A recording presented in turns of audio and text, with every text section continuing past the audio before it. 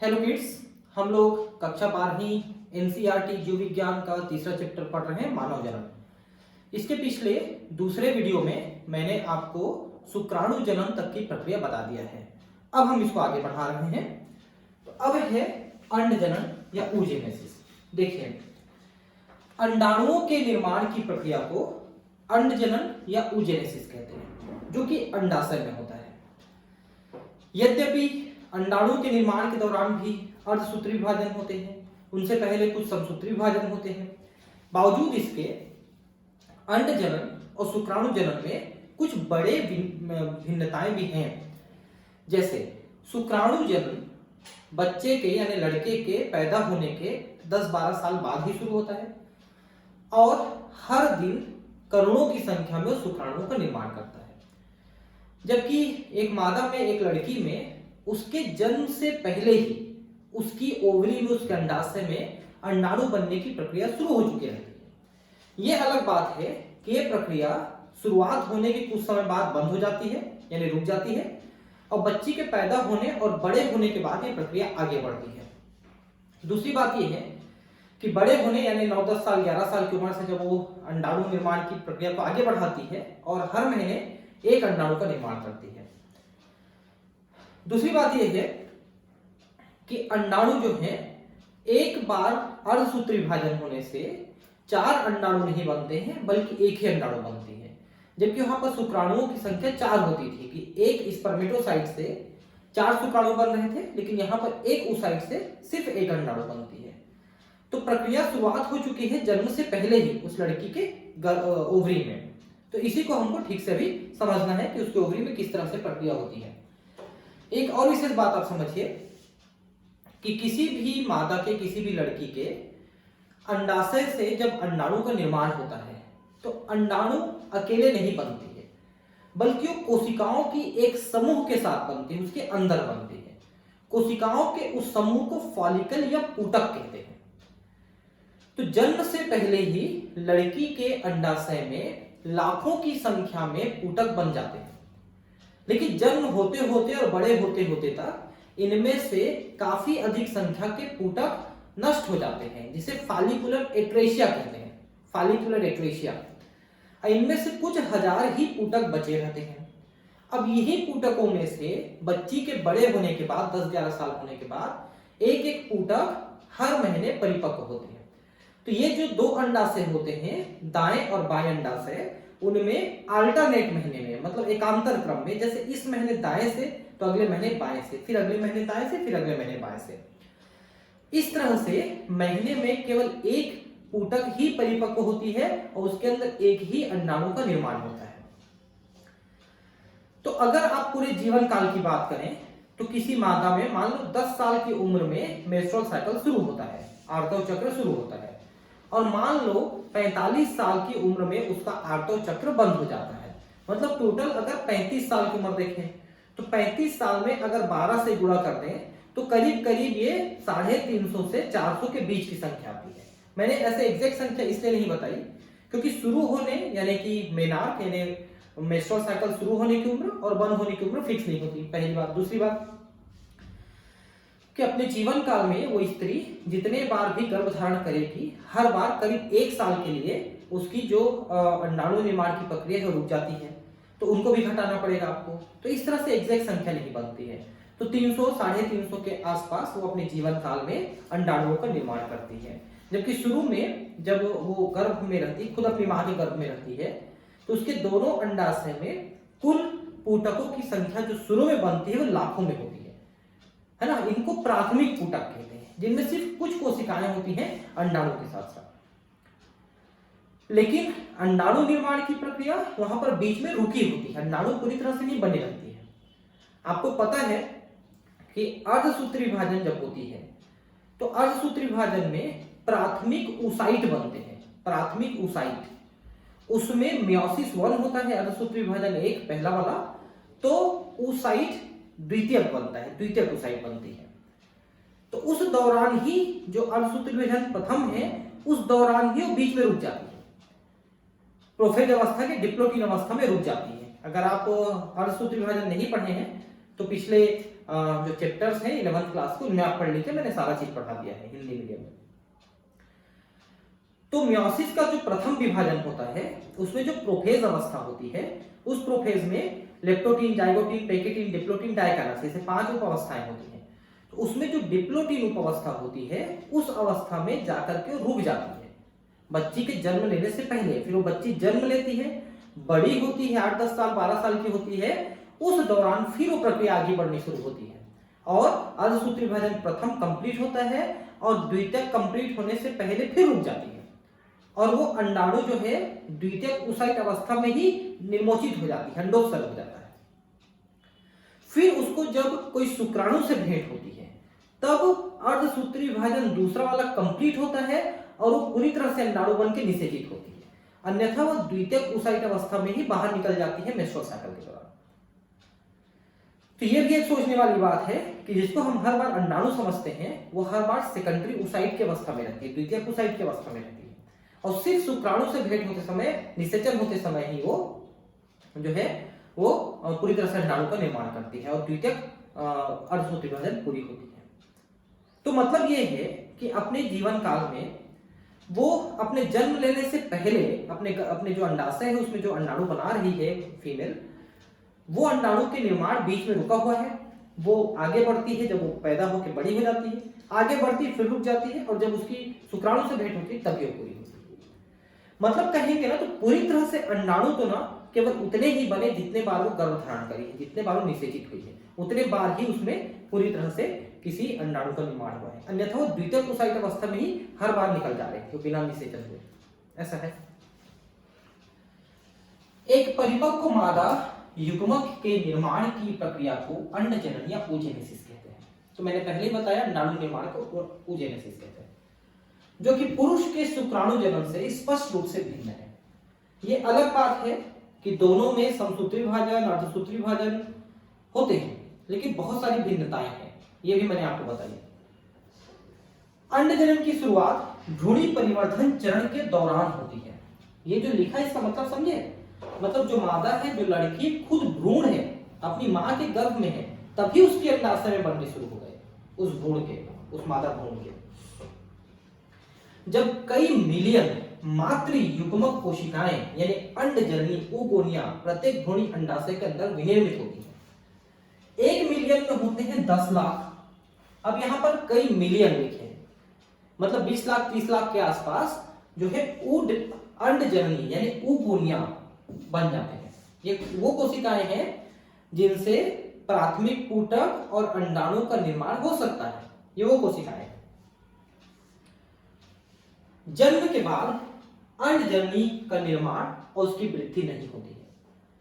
तो मैंने आपको कहा था कि जन्म लेने से पहले शुरू में लाखों की संख्या में पहले अंडजननी कोशिकाएं और प्राथमिक पूटक बन जाते हैं, बाद में उसमें से काफी सारे नष्ट हो जाते हैं। इन कोशिकाओं में विभाजन शुरू हो जाता है और अर्धसूत्री विभाजन के पूर्वावस्था 1 में प्रविष्ट होती है।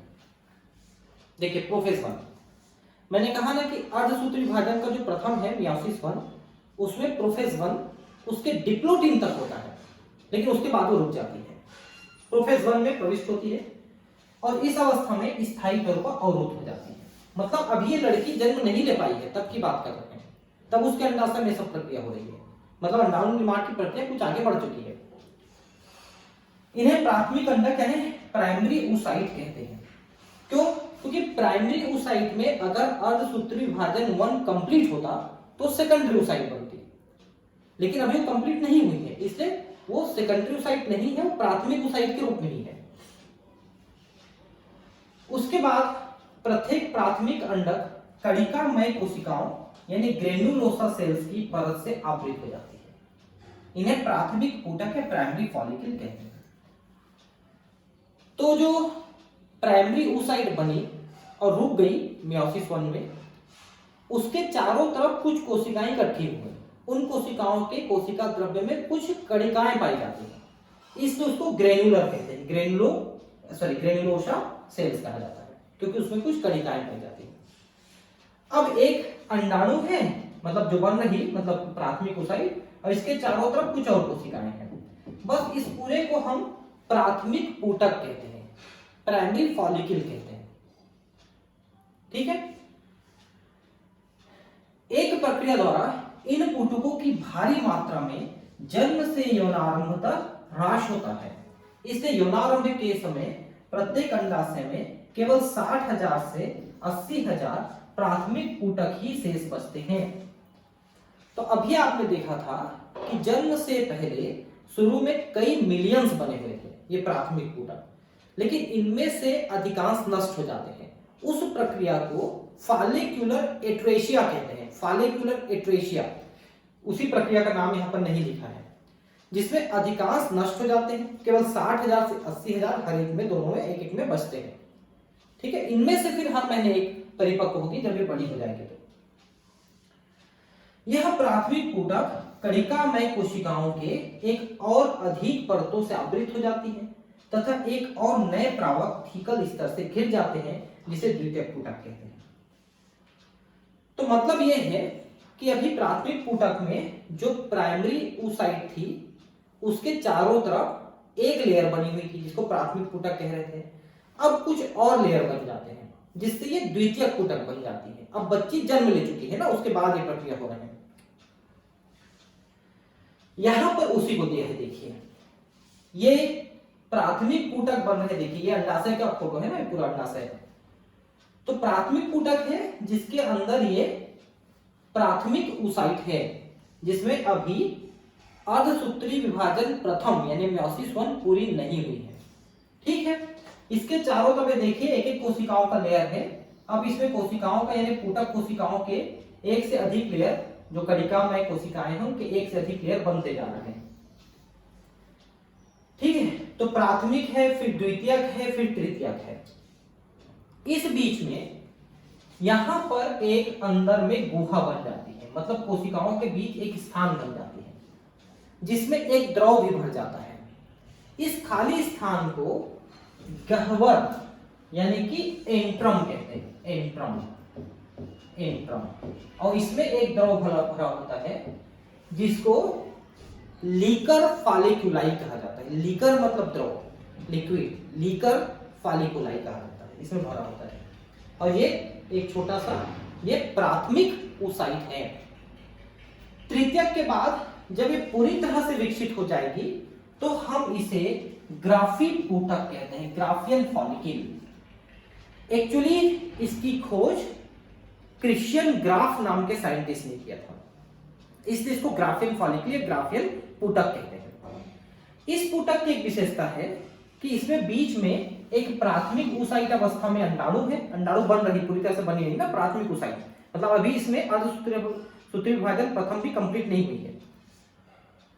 लेकिन जब ये लड़की बड़ी हो गई है और ये जब ग्राफियन पुटिका बन चुकी है, उस दौरान ये अपना अर्धसूत्री विभाजन प्रथम कंप्लीट कर चुके हैं। मतलब यहां ये जब ये एक परिपक्व ग्राफिक ऊतक बनी है तब तक, क्योंकि ये लड़की के बड़े होने के बाद हो रही है, जन्म लेने के बाद, बड़े होने के बाद, जब उसका मेंस्ट्रुअल साइकिल शुरू होने वाला है तब बनी है। ठीक है, अब ये परिपक्व ऊतक तैयार है, देखिए। अब इसमें से ये ऊतक फट जाती है और इसमें से ये अंडाणु मुक्त हो गई है, लेकिन अंडाणु नहीं है, अभी भी ये सिर्फ द्वितीयक oocyte अवस्था में है, क्योंकि अर्धसूत्री विभाजन प्रथम तो पूरी हुई है लेकिन द्वितीयक पूरी नहीं हुई है, अर्धसूत्री विभाजन 2 पूरी नहीं हुई है। उसके पूरा होने के बाद ही अंडाणु बनेंगे, अभी तक तो ये द्वितीयक oocyte अवस्था में ही है। और अगर इसकी भेंट शुक्राणु से हो जाती है तो शुक्राणु के छूते ही, उसके प्रवेश करते ही इसमें अर्धसूत्री विभाजन द्वितीयक पूरी होती है और ये एक और पोलर काय, पोलर बॉडी रिलीज कर देती है।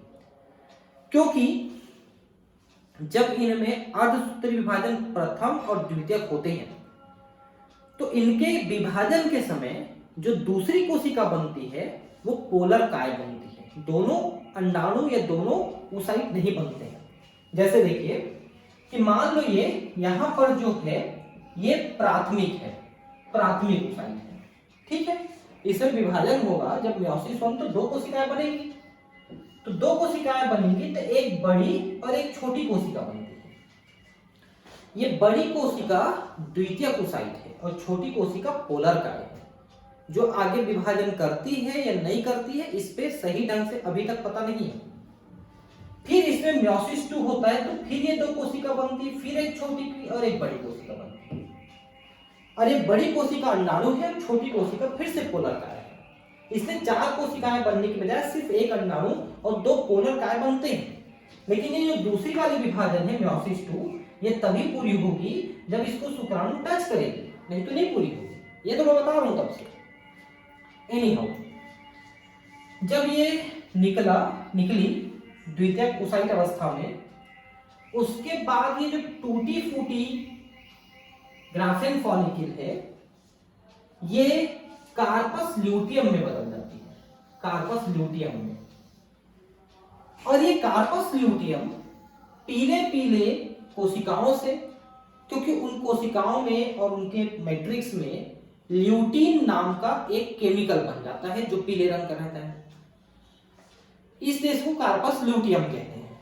और ये प्रोजेस्टेरॉन हार्मोन का स्रावण शुरू कर देता है, क्योंकि अभी अंडाणु मुक्त हुई है। अगर निषेचन हो गई तो भ्रूण जो है जाके गर्भाशय से जुड़ के 9 महीने उसका पालन पोषण करना पड़ेगा। इसलिए गर्भाशय की दीवार को उसके लिए तैयार करना रहता है और गर्भाशय की दीवार को मोटी करनी रहती है। हालांकि ये काम कुछ हद तक एस्ट्रोजन कर चुकी रहती है, लेकिन इसमें ज्यादा काम जो है वो प्रोजेस्टेरॉन करती है। ठीक है, तो 9 महीने तक ये कार्पस ल्यूटियम प्रोजेस्टेरॉन सीक्रेट करते रहेगी। अगर वो गर्भ धारण करती है तो, इसका निषेचन होता है तो, नहीं तो अगले 10 दिनों में, मतलब देखिए 14वें 15वें दिन ये कार्पस ल्यूटियम बन जाती है मेंस्ट्रुअल साइकिल के। 21वें दिन तक तो बढ़िया सीक्रेट करते रहती है, लेकिन उसके बाद सीक्रेशन धीरे धीरे कम कर देती है। और 28वें दिन प्रोजेस्टेरॉन का स्रावण इतना कम हो जाता है कि मेंस्ट्रुअल साइकिल शुरू हो जाता है, मतलब मेंस्ट्रुअल फ्लो शुरू हो जाता है, जो रक्तस्राव है शुरू हो जाता है। क्यों? क्योंकि जो गर्भाशय की दीवार मोटी करके आपने बनाई थी वो टूट टूट के निकलने लगती है प्रोजेस्टेरॉन की कमी से। प्रोजेस्टेरॉन कम हो जाता है रक्त में।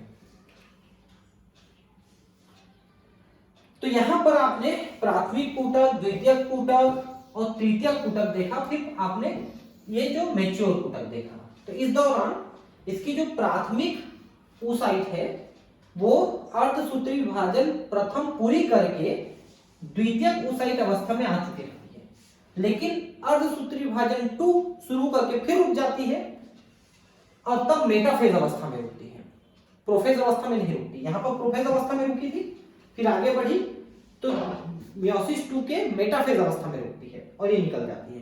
फिर शुक्राणु मिलती है तो मेटाफेज, एनाफेज, टेलोफेज कंप्लीट होती है, तब अंडाणु बनकर निषेचित होती है। द्वितीयक ऊतक जल्द ही एक तृतीयक ऊतक में परिवर्तित हो जाता है, जिसकी तरल से भरी गुहा को गह्वर या एंट्रम कहा जाता है। यह एक विशिष्ट लक्षण है। तो मैंने आपको पहले ही बताया है कि इसके अंदर एक गुहा बन जाती है जिसको गह्वर या एंट्रम कहते हैं। इसके अंदर एक द्रव भरी होती है, इसको लीकर फॉलिक्यूलाई कहते हैं। फॉलिक्यूलाई, इसके अंदर जो द्रव भरी होती है उसको लीकर फॉलिक्यूलाई कहते हैं। प्रावरक स्तर यानी थीका लेयर अंतर प्रावक थीका इंटरना और बाह्य प्रावक थीका एक्सटर्ना में गठन होता है। देखिए यहां पर एक चीज और समझिए कि जो ग्राफेन फॉलिकल बनी, इसमें कोशिकाओं की बाहर में 2 स्तर होती है। एक होती है थीका एक्सटर्ना और एक होती है थीका इंटरना। ये 2 स्तर होते हैं और इन्हीं स्तरों से ये जो अंडोत्सर्ग है उससे पहले एस्ट्रोजन हार्मोन का स्रावण होता है, इन्हीं 2 स्तरों से। ठीक है, एस्ट्रोजन का। तो थीका इंटरना और थीका एक्सटर्ना होती है। इस समय आपका ध्यान इस ओर खींचना महत्वपूर्ण होगा कि तृतीयक ऊतक के भीतर प्राथमिक अंडक के आकार में वृद्धि होती है। इसका पहला अर्धसूत्री विभाजन पूरा हो जाता है, जो कि उसके प्रोफेज के डिप्लोटिन अवस्था में रुकी हुई थी, जन्म से पहले से रुकी हुई थी। अभी लड़की बड़ी हो गई। अब अर्धसूत्री विभाजन प्रथम पूरा होता है, मियोसिस पूरा होता है, मियोसिस 1। यह एक असमान विभाजन है जिसके फलस्वरूप बृहद अगुणित द्वितीयक अंडक यानी द्वितीयक ओसाइट और एक लघु प्रथम ध्रुवी पिंड की रचना होती है। तो मैंने कहा ना कि एक द्वितीयक ओसाइट और एक छोटा पोलर बॉडी यानी पोलर काय, ध्रुवी काय बनती है। इसको हम आगे भी पढ़ेंगे। देखिए मैं आपको दिखाई देता हूं, ये देखिए यहां पर ध्यान से देखिए कि गर्भ काल में, मतलब वो लड़की अपनी मां के गर्भ में है, उस समय जो उगोनिया है, अंड जनन कोशिकाएं हैं, उनमें समसूत्र विभाजन द्वारा बहुत सारी कोशिकाएं बनी। ठीक है, ये कोशिकाएं जन्म से पहले प्रथम अर्धसूत्री विभाजन शुरू करती है। उस कोशिका को जो शुरू करती है उसे प्राथमिक ओसाइट या प्रथम अंडक कहते हैं। प्राथमिक ओसाइट कहते हैं। जन्म से पहले ये अर्धसूत्री विभाजन प्रथम शुरू कर चुकी है, ठीक है, और बीच में रुक जाती है, यहीं पर रुक जाती है, जिसको हम कहते हैं प्रोफेज 1 में रुकी हुई है। फिर वो बच्ची जन्म लेती है। जन्म लेने के बाद बड़ी होती है 8-10 साल की, तब ये पहला अर्धसूत्री विभाजन पूरी होती है। तो प्राथमिक जो ओसाइट है या अंडक है वो द्वितीयक ओसाइट या अंडक में बदलती है, लेकिन सिर्फ एक ही बनती है, दूसरी पोलर बॉडी बनती है, पोलर काय या ध्रुवीय पिंड बनती है। फिर इसमें द्वितीयक अर्धसूत्री विभाजन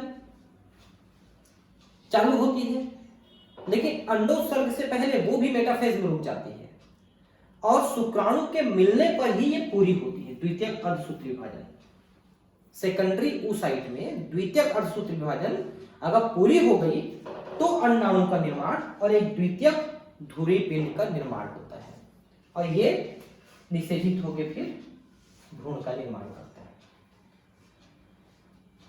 ठीक है, तो ये बड़े होने के बाद होता है ये सब चीज, मतलब प्रथम अर्धसूत्री विभाजन का पूरा होना, द्वितीयक अर्धसूत्री विभाजन का शुरू होना और उसका पूरा होना, ये सब चीजें बड़े होने के बाद होते हैं, क्योंकि जन्म से पहले उस लड़की में प्रथम अर्धसूत्री विभाजन के दौरान ही रुकी रहती है, लाखों की संख्या में। ठीक है,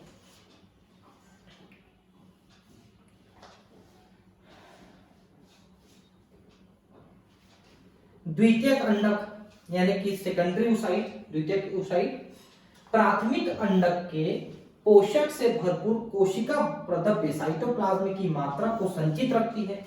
क्या आप इसके किसी लाभ के बारे में सोच सकते हैं? क्या पहले देखिए लाभ क्या है कि उसको आगे चल के विभाजन करने के लिए बहुत सारे ऊर्जा की आवश्यकता पड़ेगी, तो पोषक तत्व रहेंगे तभी ऊर्जा की पूर्ति कर सकते हैं। क्या पहले अर्धसूत्री विभाजन से उत्पन्न प्रथम ध्रुवीय पिंड में और अधिक विभाजन होता है या इसमें ह्रास हो जाता है? तो मैंने पहले ही बताया है कि जन्म से पहले अर्धसूत्री विभाजन प्रथम तो पूरा होता है, द्वितीयक पूरी नहीं होती है, और जब द्वितीयक पूरी होती है तो प्रथम ध्रुवीय पिंड उसमें विभाजन नहीं करती है और वो नष्ट हो जाती है। लेकिन वर्तमान में हम इसके बारे में सुनिश्चित रूप से बहुत कुछ नहीं कह सकते कि मतलब प्रथम ध्रुवीय पिंड जो बनी, ये वाली जो ध्रुवीय पिंड बनी, ये विभाजन करती है कि नहीं, ये हमको सही नहीं पता है, बोल रहा है एनसीईआरटी वाला, लेकिन जनरली लोग मानते हैं कि नहीं करती है और वो अवशोषित हो जाती है। तो इन दोनों ध्रुवीय पिंडों को बनाने का कारण क्या है? अगर इनको हम अवशोषित ही करा दे रहे हैं, इनका उपयोग नहीं कर रहे हैं, तो क्यों बना रहे हैं? तो उसको इसलिए बना रहे हैं क्योंकि यहां पर जो गुणसूत्र हैं वो अभी द्विगुणित गुणसूत्र हैं, तो उनमें से एक एक सेट गुणसूत्रों को लेके अलग होना पड़ेगा, तब तो ये जो है ये अगुणित बन पाएंगे जो हमारे अंडाणु हैं। इसलिए जो अनावश्यक गुणसूत्र हैं, जो एक एक सेट गुणसूत्र हैं, उनको लेके अलग होने के लिए ध्रुवीय पिंड का निर्माण किया जाता है। लेकिन इसका और क्या महत्व है ये अभी तक अननोन है।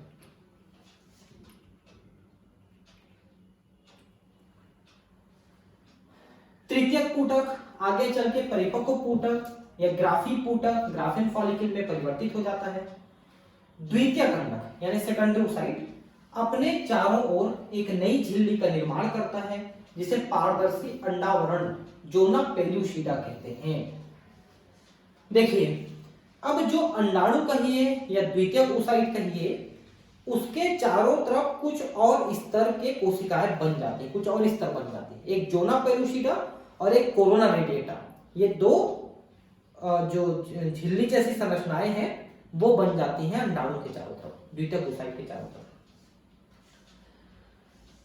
अब ग्राफिक ऊतक फटकर द्वितीयक अंडक को अंडाशय से मोचित करता है। देखिए यहां पर स्पष्ट लिख दिया है कि द्वितीयक अंडक यानी सेकेंडरी oocyte को, द्वितीयक oocyte को अंडाशय से मोचित करता है।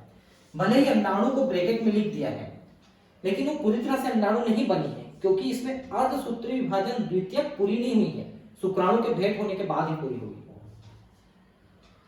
तो अंडाशय से और उसके अंदर ग्राफिक ऊतक से सेकेंडरी oocyte का निकलना अंडोत्सर्ग यानी ओव्यूलेशन कहलाती है। क्या आप शुक्र जनन और अंड जनन के बीच प्रमुख अंतर को पहचान सकते हैं?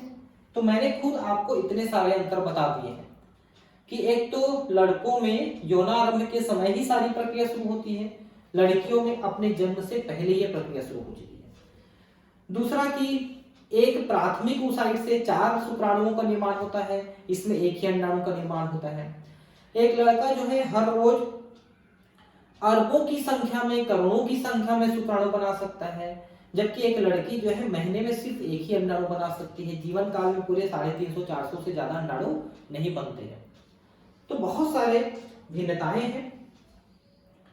शुक्र जनन और अंड जनन के बारे में नीचे एक आरेखीय प्रस्तुति दी गई है, ठीक है।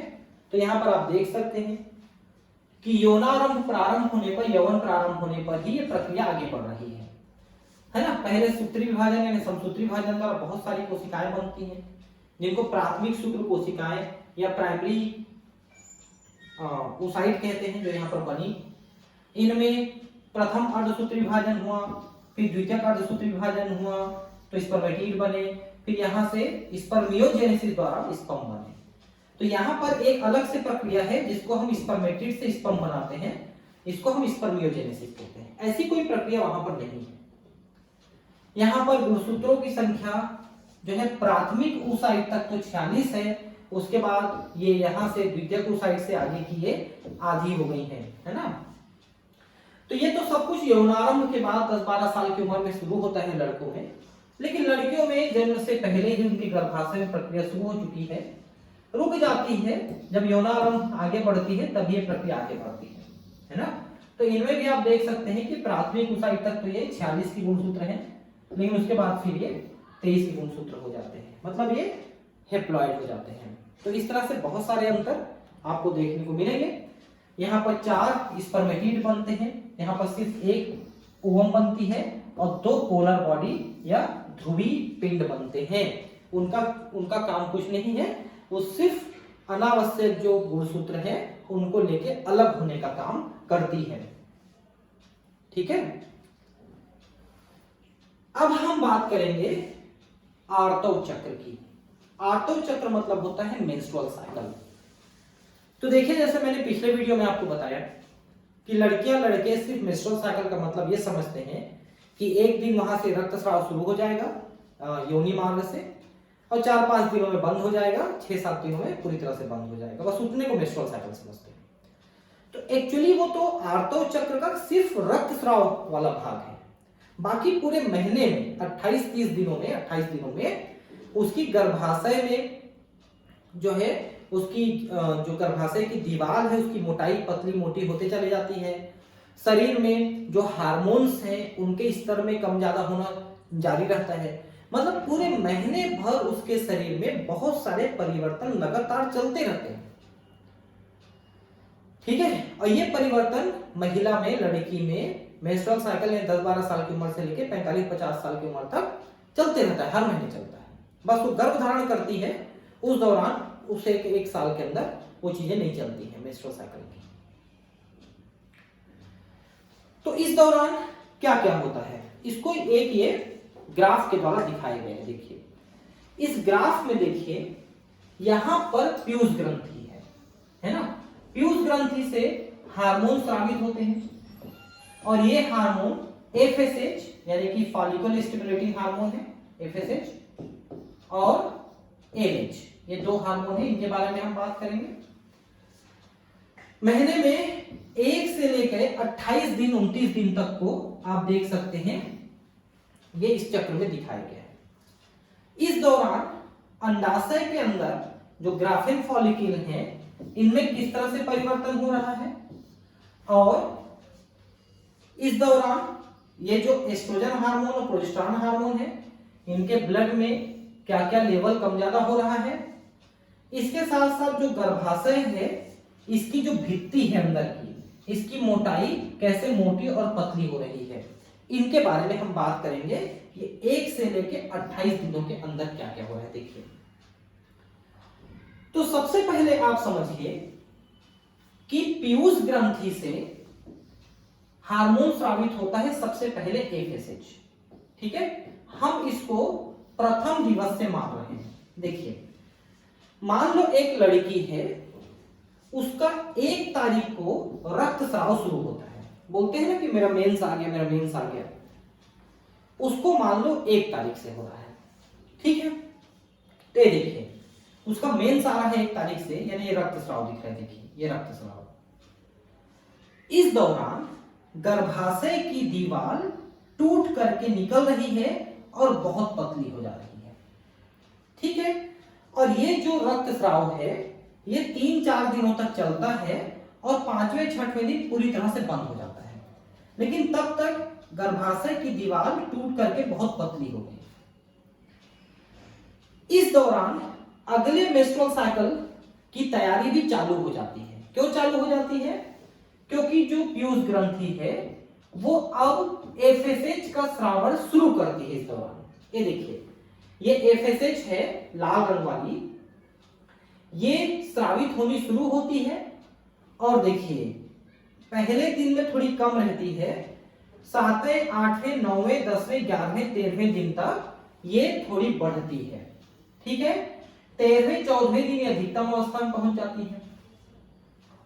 लेकिन शुरू में देखिए कि एफएसएच ज्यादा है, ध्यान से देखिए, पहले 3रे 4थे 5वें दिन तक। तो एफएसएच का मतलब है follicle stimulating hormone. Follicle stimulating hormone जो अंडाशय के अंदर जो प्राथमिक पूटक है, मतलब ग्राफिन फॉलिकल है, उनको आगे बढ़ने के लिए उत्तेजित करेगी, उनको मैच्योर होने के लिए, द्वितीयक तृतीयक और परिपक्व बनने के लिए उत्तेजित करेगी। तो देखिए, जैसे ही एफएसएच पीयूष ग्रंथि से स्रावित होती है, वैसे ही प्राथमिक जो है अंडाशय के अंदर प्राथमिक पूटक यानी प्राइमरी फॉलिकल, सेकेंडरी, टर्सरी और ये परिपक्व में परिवर्तित होना शुरू होगी। ठीक है, तो एफएसएच इस प्रक्रिया को शुरू कर देती है और आगे चल के इसकी सहायता के लिए पहुंच जाती है एलएच, ल्यूटिनाइजिंग हार्मोन। यह भी पीयूष ग्रंथि से स्रावित होती है। और जब ये ग्राफिन फॉलिकल परिपक्व हो जाती है पूटक, तो एलएच ही केवल इसमें से अंडोत्सर्ग करा देती है, मतलब अंडोत्सर्ग, ये अंडाणु मुक्त करा देती है। लेकिन ये अंडाणु द्वितीयक oocyte के रूप में है, ध्यान रखेंगे, अंडाणु मुक्त करा देती है। तो अंडाणु का मुक्त होना अंडोत्सर्ग कहलाता है। जो अंडाशय के अंदर ये परिपक्व बना हुआ है ग्राफिन फॉलिकल ऊतक, उससे मुक्त हुई। और ये ठीक 14वें दिन, 14 तारीख को रिलीज हुई, लगभग 14वें दिन ही होती है। ठीक है, किसी में 1-2 दिन आगे पीछे हो जाती है, लेकिन जिस तारीख को भी होगी उसके आगे का 14वें दिन फिर से मेंस्ट्रुअल साइकिल शुरू होगा, ये फिक्स रहता है। मान लो किसी महिला में अंडोत्सर्ग 14वें दिन हो गया, तो अगले 14वें दिन उसका मेंस्ट्रुअल साइकिल शुरू हो जाएगा, अगर अंडाणु निषेचित नहीं हुई तो। लेकिन मान लो किसी महिला में ये अंडोत्सर्ग 15, 16, 17 दिन में हुई, तो उसके 14 दिन बाद, क्योंकि बाद का 14 दिन फिक्स होता है, पहले का 14 दिन लगभग फिक्स होता है, उसमें 1-2 दिन आगे पीछे होता है, लेकिन बाद का 14 दिन फिक्स होता है। तो मान लो 14वें दिन ये अंडोत्सर्ग कर दिया इसने। ठीक है, एलएच इस दौरान बहुत ज्यादा रहती है, एफएच भी थोड़ा ठीक ठाक अवस्था में रहती है, तो ये अंडोत्सर्ग हुआ। इस दौरान देखिए कि ये जो ग्राफिन फॉलिकल है, ये एस्ट्रोजन हार्मोन का स्रावण करते रहती है। तो एस्ट्रोजन हार्मोन ये देखिए लेवल बढ़ती चली गई, ये देखिए लेवल बढ़ती चली गई। और इस एस्ट्रोजन हार्मोन की सहायता से इस दौरान प्रोजेस्टेरॉन हार्मोन एकदम कम है। एस्ट्रोजन हार्मोन की सहायता से गर्भाशय की आंतरिक भित्ति जो एकदम पतली हो गई थी, ये कुछ हद तक मोटी हो चुकी है। देखिए ये कुछ हद तक मोटी हो गई। ये मोटी क्यों करते हैं आंतरिक भित्ति को? क्योंकि इसमें जो है भ्रूण को पालने की क्षमता आती है, क्योंकि इसके अंदर रक्त वाहिनियां और ग्रंथि कोशिकाएं होती हैं जो भ्रूण बन जाने पर उसको पोषण प्रदान करने में सक्षम होते हैं। तो एस्ट्रोजन हार्मोन जो इन ग्राफिन फॉलिकल्स के द्वारा स्रावित होती हैं, थीका इंटरना के द्वारा एक्सटर्ना के द्वारा स्रावित होती हैं, वो गर्भाशय की भित्ति को थोड़ी मोटी कर चुकी। देखिए अभी तक एस्ट्रोजन ज्यादा लेवल में है। अब देखिए जब ये अंडोत्सर्ग कर दिया इसने 14वें दिन, उस दौरान अब ये ग्राफिन फॉलिकल जो टूट गई है, ये कुछ ही घंटों में रिपेयर होकर कार्पस ल्यूटियम पीले रंग की ग्रंथि बन जाती है, क्योंकि ल्यूटीन नाम का वहां पर पिगमेंट होता है, उसे कारण से ग्रंथि पीली दिखती है। तो अब ये जो ग्राफिन फॉलिकल से बनी हुई कार्पस ल्यूटियम है, ये अब प्रोजेस्टेरॉन हार्मोन स्रावित करेगी। इसलिए एस्ट्रोजन हार्मोन का लेवल थोड़ा कम हो जाता है, लेकिन प्रोजेस्टेरॉन हार्मोन का लेवल एकदम बढ़ जाता है। और ये प्रोजेस्टेरॉन हार्मोन जो है गर्भाशय की दीवार को और मोटी कर देती है, बहुत मोटी कर देती है। अगर ये अंडाणु निषेचित हुई तो इसी गर्भाशय में आके चिपकेगी, तो उसका पालन पोषण करने में सक्षम रहते हैं और 9 महीने तक ये कार्पस ल्यूटियम बनी रहती है और ये गर्भाशय की दीवार ऐसी बनी रहेगी। लेकिन गर्भधारण तो पूरे जीवन काल में 1, 2 बार 3 बार जितने बच्चे हो उतनी बार होंगी, बस बाकी बार तो नहीं होगी ना, निषेचन नहीं होगी। तो अब निषेचन नहीं हुई, ये जो अंडाणु है वो निषेचित नहीं हुई, तो ये जो 14वें 15वें दिन कार्पस ल्यूटियम बनी थी, ये 20-21 दिन तक तो बढ़िया स्रावित करती है एस्ट्रोजन को, ये प्रोजेस्टेरॉन को, उसके बाद फिर कम करना शुरू कर देती है और खुद भी हर्षित होकर के एक पित्त पिंड यानी कार्पस एल्बिकेंस बना लेती है, कार्पस एल्बिकेंस बना लेती है, एल्बिकेंस। और ये एक धब्बे के रूप में अंडाशय के अंदर पड़ी रहती है कार्पस एल्बिकेंस, और ये धीरे धीरे खत्म हो जाती है। खत्म तो मतलब थोड़ी सी पिंड के रूप में हो जाती है। और जैसे ही प्रोजेस्टेरॉन हार्मोन का स्तर ब्लड में कम होता है, वैसे ही ये गर्भाशय की दीवार फिर से टूटने लगती है 28वें दिन के बाद, और फिर से रक्तस्राव शुरू हो जाता है। तो ये जो रक्तस्राव यहाँ पर हुआ था, क्यों हुआ था? क्योंकि कार्पस ल्यूटियम ने, पिछले वाले मेंस्ट्रुअल साइकिल के कार्पस ल्यूटियम ने वहां पर प्रोजेस्टेरॉन हार्मोन का सिक्रीशन कम कर दिया था, इसलिए ये वहां पर ये जो गर्भाशय की दीवार है वो टूट टूट के बाहर आनी शुरू हो गई। ठीक है, तो कुल मिला के क्या क्या हुआ कि जो पीयूष ग्रंथि है वहां से शुरू में एफएसएच और कुछ दिनों बाद यानी 8वें-9वें दिन बाद एलएच स्रावित होता है। तो 14वें दिन बाद ये जो ग्राफिन फॉलिकल बन रहे हैं, प्राथमिक, द्वितीयक, तृतीयक और परिपक्व, इसमें से अंडोत्सर्ग हुआ, फिर ये कार्पस ल्यूटियम बना के प्रोजेस्टेरॉन हार्मोन सीक्रेट किया। उससे पहले ये एस्ट्रोजन हार्मोन सीक्रेट कर रहा था। इस दौरान शुरू में जब 1 से 5-6 दिन तक रक्तस्राव हुआ तो गर्भाशय की भित्ति पतली हो गई थी, एस्ट्रोजन की सहायता से 13वें-14वें दिन तक काफी मोटी हो चुकी है, फिर प्रोजेस्टेरॉन की सहायता से और मोटी हो जाती है, लेकिन चूंकि गर्भधारण नहीं हुआ, निषेचन नहीं हुआ, तो फिर 27वें-28वें दिन टूट के बाहर आने लगती है और मेंस्ट्रुअल साइकिल फिर से चालू हो जाती है। तो ये एक बहुत अच्छा चित्र बनाया हुआ है एनसीईआरटी वाले ने। इसमें आपको लगभग सारी इंफॉर्मेशन दी हुई है, बस आपको समझने की जरूरत है कि इसमें क्या क्या इंफॉर्मेशन है। तो इसमें एक तो एफएसएच एलएच का लेवल है, दूसरा इसमें जो ग्राफिन फॉलिकल है वो कैसे बन रहे हैं, एस्ट्रोजन प्रोजेस्टेरॉन कब कब कम ज्यादा हो रहे हैं, और ये जो ग्राफिन ये गर्भाशय की दीवार है वो मोटी पतली। एक चीज और समझ लीजिए कि यहां पर ये एलएच की मात्रा का बढ़ना एलएच सर्ज कहलाता है। एलएच सर्ज, सर्ज का मतलब होता है उठाव, मतलब वो अधिक मात्रा में स्रावित होना, उसे उठाव कहते हैं। तो LH सर्ज कहेंगे क्योंकि वो अधिक मात्रा में वहां पर स्रावित होने लगती है 13वें-14वें दिन तक, और वही अंडोत्सर्ग कराने के लिए प्रमुख भूमिका निभाती है। लेकिन ये जो ग्राफिन फॉलिकल है, इनको प्राथमिक तौर पे बनाने में FSH का और इनको परिपक्व कराने में FSH LH दोनों का योगदान रहता है, लेकिन अंडोत्सर्ग में सिर्फ LH का योगदान रहता है। शुरू में FSH, फिर दोनों, फिर LH, ऐसा इनका काम रहता है। ठीक, तो आर्तव चक्र देखिए, जो स्तनी होते हैं दो प्रकार के होते हैं। एक तो होते हैं वे जिनमें आर्तव चक्र यानी मेंस्ट्रुअल साइकिल चलता है, जिसमें हर महीने योनि द्वार से रक्तस्राव होता है, ये आर्तव चक्र कहलाता है। और ये होता है प्राइमेट्स में। प्राइमेट में मानव तो आते ही हैं, साथ में ये जो गोरिल्ला, चिंपांजी, ओरेंगुटान, ये जो जितने भी एप्स हैं, कपी हैं, ये आते हैं। और पुरानी दुनिया के बंदर, ओल्ड वर्ल्ड मंकी, इसमें आते हैं। अब बाकी जो स्तनी है, गाय, भैंस, बकरी, खरगोश, चूहा, गिलहरी, भालू, शेर, चीते, लोमड़ी, ये सारे स्तनी प्राइमेट्स को छोड़ के जो नॉन प्राइमेट्स हैं, उनमें एस्ट्रस चक्र चलता है।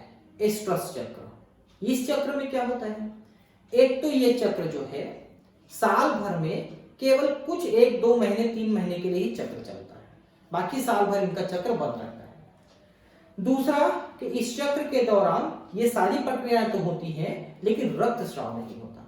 ये जो हमने अभी देखा, ग्राफिन फॉलिकल का बनना, टूटना, अंडाणु का विमोचित होना, ये सारी प्रक्रियाएं होती हैं, लेकिन रक्तस्राव नहीं होता। उसके पीछे एक बड़ा कारण ये है कि इन लोगों में चूंकि साल भर में 1-2 महीने 3 महीने के लिए ही ये चक्र चालू होता है, तो इनमें निषेचन होना लगभग श्योर रहता है, लगभग निश्चित रहता है कि निषेचन होगा। इसलिए उनमें रक्तस्राव करने की जो प्रक्रिया है वो चालू नहीं की गई। ठीक है, जैसे कि मान लो कुत्तों को देखना, ये लोग जो हैं सितंबर, अक्टूबर, नवंबर के आसपास ये अपना प्रजनन करते हैं। उसके बाद जो है, जो मादा है, मादा फीमेल डॉग है, वो कुछ बच्चों को जन्म देती है 2-3 महीने में। तो इन लोगों में निषेचन का होना लगभग तय है, इसलिए मेंस्ट्रुअल साइकिल की आवश्यकता ही नहीं है, रक्तस्राव की आवश्यकता ही नहीं है, इसलिए रक्तस्राव पूरी तरह से इन लोगों में गायब है।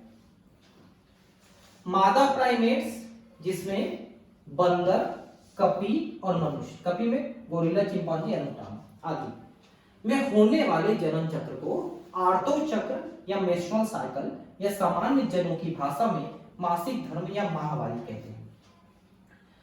तो माहवारी, जैसा मैंने कहा, केवल रक्तस्राव वाली अवस्था ही माहवारी नहीं है, पूरे माह चलने वाली जो प्रक्रिया है वो माहवारी है। प्रथम ऋतुस्राव रजोधर्म मेंस्ट्रुएशन की शुरुआत यौनारंभ पर शुरू होता है, जिसे रजोदर्शन या मेनार्क कहते हैं। लड़की के 10-11 साल की उम्र के आसपास प्रथम बार जब मासिक धर्म चालू होता है, उसे रजोदर्शन या मेनार्क कहते हैं, मेनार्क। ठीक है, और ये आर है, ठीक है, मेनार्क, मेनार्क इसे कहते हैं। और जब ये 45-50 साल की उम्र के आसपास में रजोधर्म बंद करता है, आर्तव चक्र बंद करती है, तो उसे हम कहते हैं मेनोपॉज, मेनोपॉज। ठीक है, स्त्रियों में आर्तव चक्र 28-29 दिनों की अवधि के बाद दोहराया जाता है।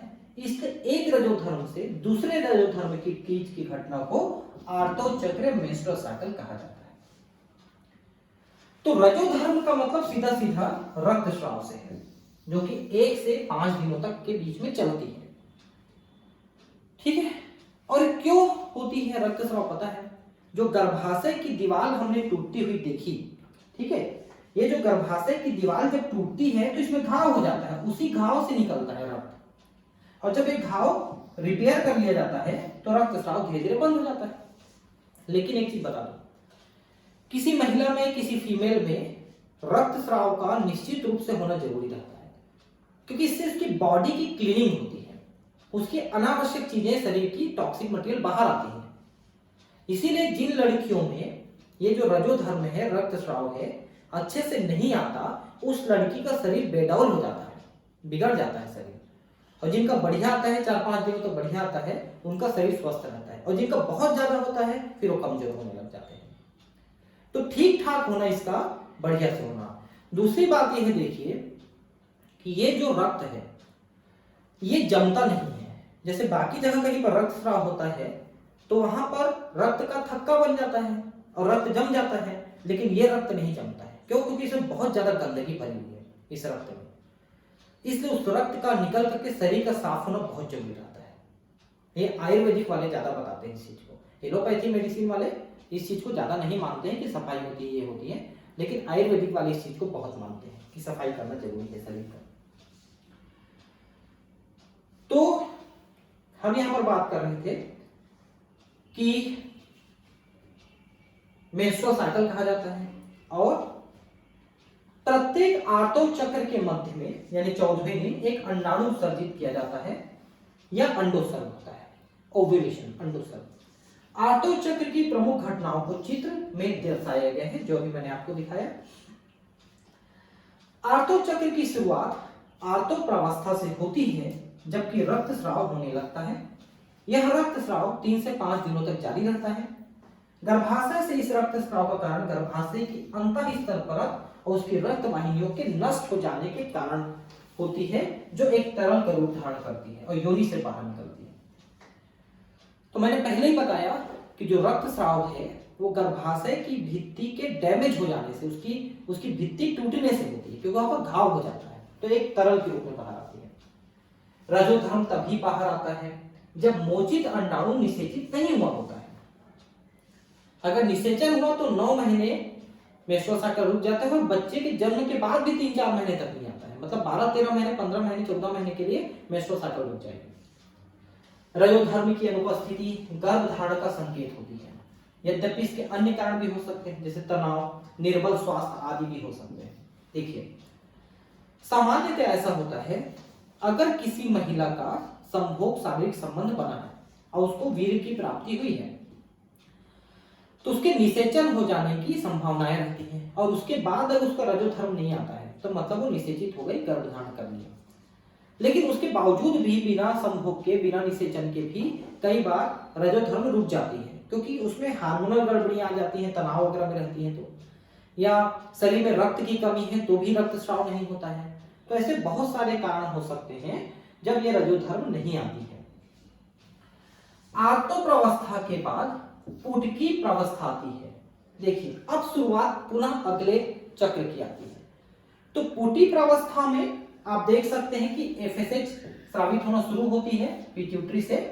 तो पुटी जो है प्राथमिक, द्वितीयक, तृतीयक और ये परिपक्व पुटी बनती है 14वें दिन में, है ना। फिर अंडोत्सर्ग 14वें दिन होती है। तो ये सब एफएसएच और एलएच की सहायता से होती है, और इस दौरान एस्ट्रोजन भी स्रावित होती है अधिक मात्रा में। फिर अंडोत्सर्ग होती है 14वें दिन, तो कार्पस ल्यूटेम के द्वारा प्रोजेस्टेरॉन स्रावित होती है। इस दौरान ये जो पतली दीवार है ये मोटी होती चली जाती है और ये सब चीज आगे बढ़ती है।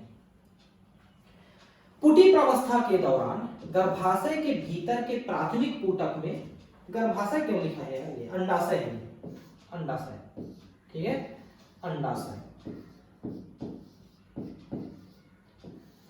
अंडाशय भीतर के प्राथमिक पुटक में वृद्धि होती है और यह पूर्ण ग्राफिक पुटक बन जाती है, तथा इसके साथ साथ गर्भाशय में प्रचुरोद भवन, प्रोलिफेरेशन के द्वारा गर्भाशय अंतःस्तर पुनः पैदा हो जाती है। तो यहां पर जो प्रचुरोद भवन या प्रोलिफेरेशन लिखा है, इसका क्या मतलब है? ये जो गर्भाशय की दीवार है, इसकी कोशिकाएं विभाजन द्वारा, कोशिकाओं का अत्यधिक विभाजन होना प्रोलिफेरेशन, प्रचुरोद भवन कहलाती है। उसके द्वारा ये भित्ति वापस मोटी होनी शुरू हो चुकी है। शुरू में एस्ट्रोजन के द्वारा, बाद में प्रोजेस्टेरॉन के द्वारा होती है ये। अंडाशय और गर्भाशय के परिवर्तन प्यूष ग्रंथि तथा अंडाशयी हार्मोन की मात्रा के स्तर में बदलाव से प्रेरित होते हैं। तो अंडाशय में तो प्रेरण होता है पीयूष ग्रंथि के एफएसएच और एलएच से, लेकिन गर्भाशय में जो परिवर्तन होते हैं वो एस्ट्रोजन हार्मोन, और एस्ट्रोजन हार्मोन स्रावित करती है ये जो पुटिकाएं बन रही है, जब अंडोत्सर्ग हो उससे पहले एस्ट्रोजन और बाद में प्रोजेस्टेरॉन स्रावित करते हैं।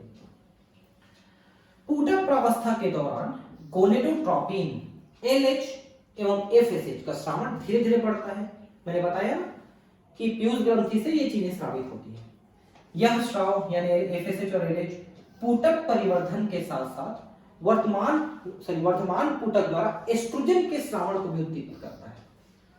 मैंने अभी कहा था आपको कि पुटक के द्वारा ग्राफेन फॉलिकल के द्वारा अंडोत्सर्ग से पहले एस्ट्रोजन स्रावित होती है। एलएच और एफएसएच दोनों ही आर्तो चक्र के मध्य लगभग 4वें दिन अपनी उच्चतम स्तर को प्राप्त करते हैं। इसे एलएच सर्ज कहते हैं, एलएच का अधिकतम अवस्था।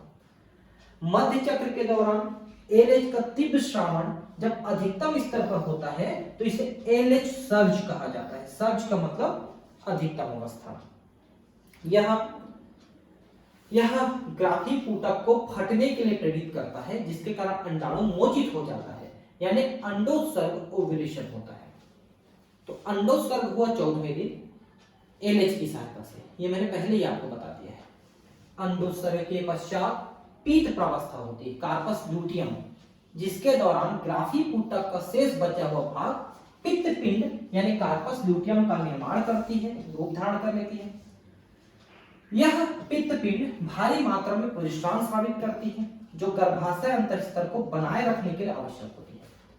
तो गर्भाशय के स्तर को और मोटी करते हुए चली गई।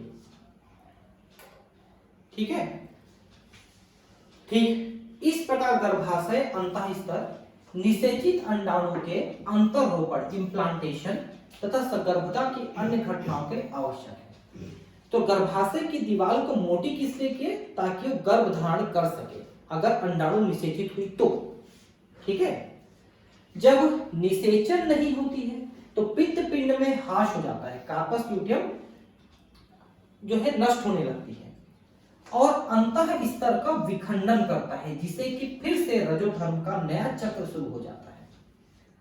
तो रजोधर्म कैसे चलता है, तो ये कार्पस ल्यूटियम वापस नष्ट होने लगती है, प्रोजेस्टेरॉन का सिक्रीशन श्रावण कम होने लगती है और प्रोजेस्टेरॉन की कमी से गर्भाशय की दीवार फिर 28वें दिन टूटनी शुरू हो जाती है।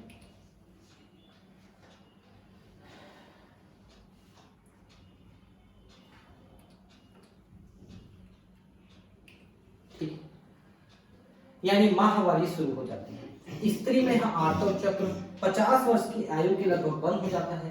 इस स्थिति को रजोनिवृत्ति या मेनोपॉज कहा जाता है। इस प्रकार रजो दर्शन से लेकर रजोनिवृत्ति यानी कि रजो दर्शन क्या, मेनान 10-12 साल की उम्र से, रजोनिवृत्ति 45-50 साल की उम्र की अवस्था में चक्री रजोधर्म अवधि का सूचन है। इस दौरान वो गर्भ धारण कर सकती है महिला।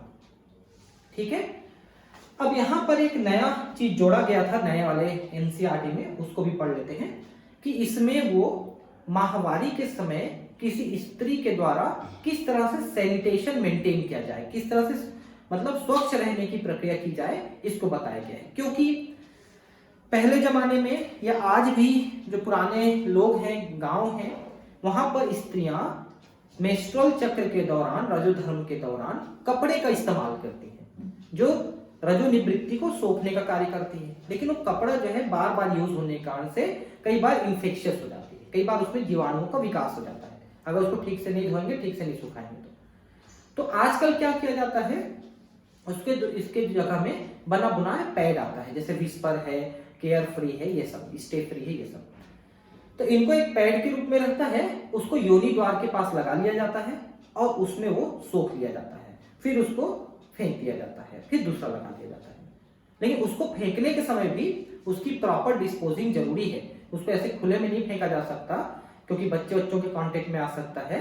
तो उसको ठीक से प्रॉपर गड्ढे वड्ढे में या इस टाइप की जगहों में फेंका जाता है। ठीक है, वैसे आजकल स्कूलों में, कॉलेजेस में मशीन लगे होते हैं जिसमें 5 रुपए डालने पर पैड निकल आता है और जो पुराना यूज्ड पैड है उसको डिस्पोज करने के लिए एक मशीन होती है, उसमें डाल देने से अंदर ही अंदर जल के भस्म हो जाती है, उसको इंसनरेशन कहते हैं, इंसनरेशन। और उस मशीन को इंसनरेटर कहते हैं, जो उसको जला करके नष्ट कर देती है। तो स्कूल में, कॉलेजेस में इसकी व्यवस्था रहती है। क्योंकि मैं कॉलेज में पढ़ाता हूँ तो मेरे कॉलेज में अभी उसको लगाने की व्यवस्था चल रही है। तो थोड़ी महंगी है, 20-25 हजार रुपए की आती है, तो उसके लिए सरकार से आदेश लेना पड़ता है। तो उसको लगाने की प्रक्रिया चल रही है मेरे कॉलेज में। आर्तव चक्र के दौरान स्वच्छता, आर्तव चक्र के दौरान स्वच्छता बनाए रखना अति आवश्यक है। प्रतिदिन स्नान करें, स्वयं को साफ रखें, हमेशा साफ सैनिटरी नैपकिन तो घर पर तैयार करके कपड़े के पैड इत्यादि के इस्तेमाल करें, लेकिन उनको स्वच्छ रखना है। ठीक है, आवश्यकता अनुसार हर 4 से 5 घंटे में नैपकिन या घर पर तैयार करके कपड़े के पैड को बदलें। जब अधिक स्राव होता है शुरू के 2-3 दिन तक, तब तो हर 3-4 घंटे में बदलना पड़ता है। उपयोग किए हुए नैपकिन और घर पर तैयार किए कपड़े के पैड को कागज के लिफाफे में लपेटकर उचित कचरा पात्र में डालें। वह शौचालय की जल निकास की नली और इधर उधर न फेंकें, साबुन से हाथ धोएं। देखिए जनरली क्या होता है, कुछ बेवकूफ टाइप के लोग होते हैं, महिलाएं, उन लोग क्या करते हैं, उस पैड को शौचालय में डाल देते हैं जहां पर टॉयलेट जाता है, और वो अंदर जाके उसको चोक कर देता है। और ये मेरे कॉलोनी में भी एक बार हो चुका है, टॉयलेट चोक हो गया और जब वो आया स्वीपर उसको निकाला तो उसी में पैड निकला था। तो ऐसी बेवकूफी ना करें, वो टॉयलेट में जाने की चीज नहीं है, वो चोक कर देगा और रास्ता बंद कर देगा। ठीक है, तो आप उसको किसी गड्ढे वड्ढे में उसको डाल दें और गाड़ दें तो ज्यादा अच्छा है। ठीक है, आगे की बात करते हैं निषेचन एवं अंतरारोपण, है ना। तो एक मिनट में पानी पी लूं, फिर हम आगे की बात करते हैं। थोड़ा सा और पढ़ेंगे अभी, फिर हम इसको बंद करेंगे।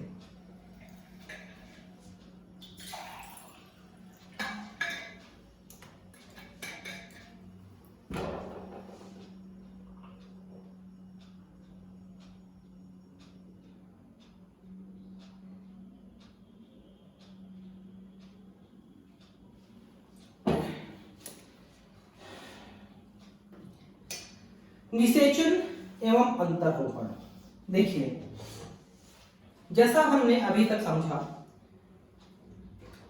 कि निषेचन की प्रक्रिया तो तब संभव है जब अंडोत्सर्ग हुआ है, क्योंकि किसी महिला पुरुष का संभोग तो मेंस्ट्रुअल माहवारी जो चलता है उसके अलावा किसी भी दिन हो सकता है।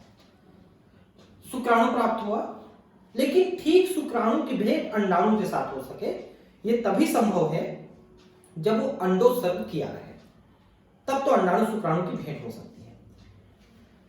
तो अंडोत्सर्ग हुई 14वें दिन, है ना, और अंडाणु की जो जीवन काल 24 घंटे होती है, तब तक वो निषेचित हो सकती है, और शुक्राणु की जीवन काल 72 घंटे होती है। तो टोटल 3-4 दिनों के अंदर, यानी 14वें दिन से 2-3 दिन पहले और 2-3 दिन बाद तक वो निषेचन की प्रक्रिया हो सकती है। और ये निषेचन, जैसे हमने सेकंड वीडियो में देखा था कि मादा के जो फेलोपियन ट्यूब है उसमें एक एम्पुला करके था, ध्यान हो, एक खुली हुई जगह थी, एक तो झालरदार कीप थी, उसके बाद एक नली थी, उस नली में एक खुली अवस्था थी जिसको हम एम्पुला कह रहे थे, उसमें अंडाणु शुक्राणु की भेंट होती है तो निषेचन होता है। अब निषेचन की प्रक्रिया में क्या क्या होता है हम थोड़ा पढ़ लेते हैं, फिर मैं आगे आपको डिटेल इसको बताता हूं। स्त्री एवं पुरुष के संभोग यानी मैथुन के दौरान शिश्न द्वारा शुक्र या वीर स्त्री की योनि में छोड़ा जाता है, यानी वीर सेचन होता है, जिसको अपन इंसेमिनेशन कहते हैं। पुरुष का शिश्न जो है योनि में प्रवेश करता है, मैथुन करता है, उसके बाद स्खलित होता है, तो बहुत सारा वीर्य जो है उसकी योनि में पहुंच जाता है। गतिशील शुक्राणु तेजी से तैरते हुए गर्भाशय ग्रीवा से होकर गर्भाशय में प्रवेश करते हैं और अंततः अंडवाहिनी नली के तुम्बिका यानी एम्पुला क्षेत्र तक पहुंचते हैं।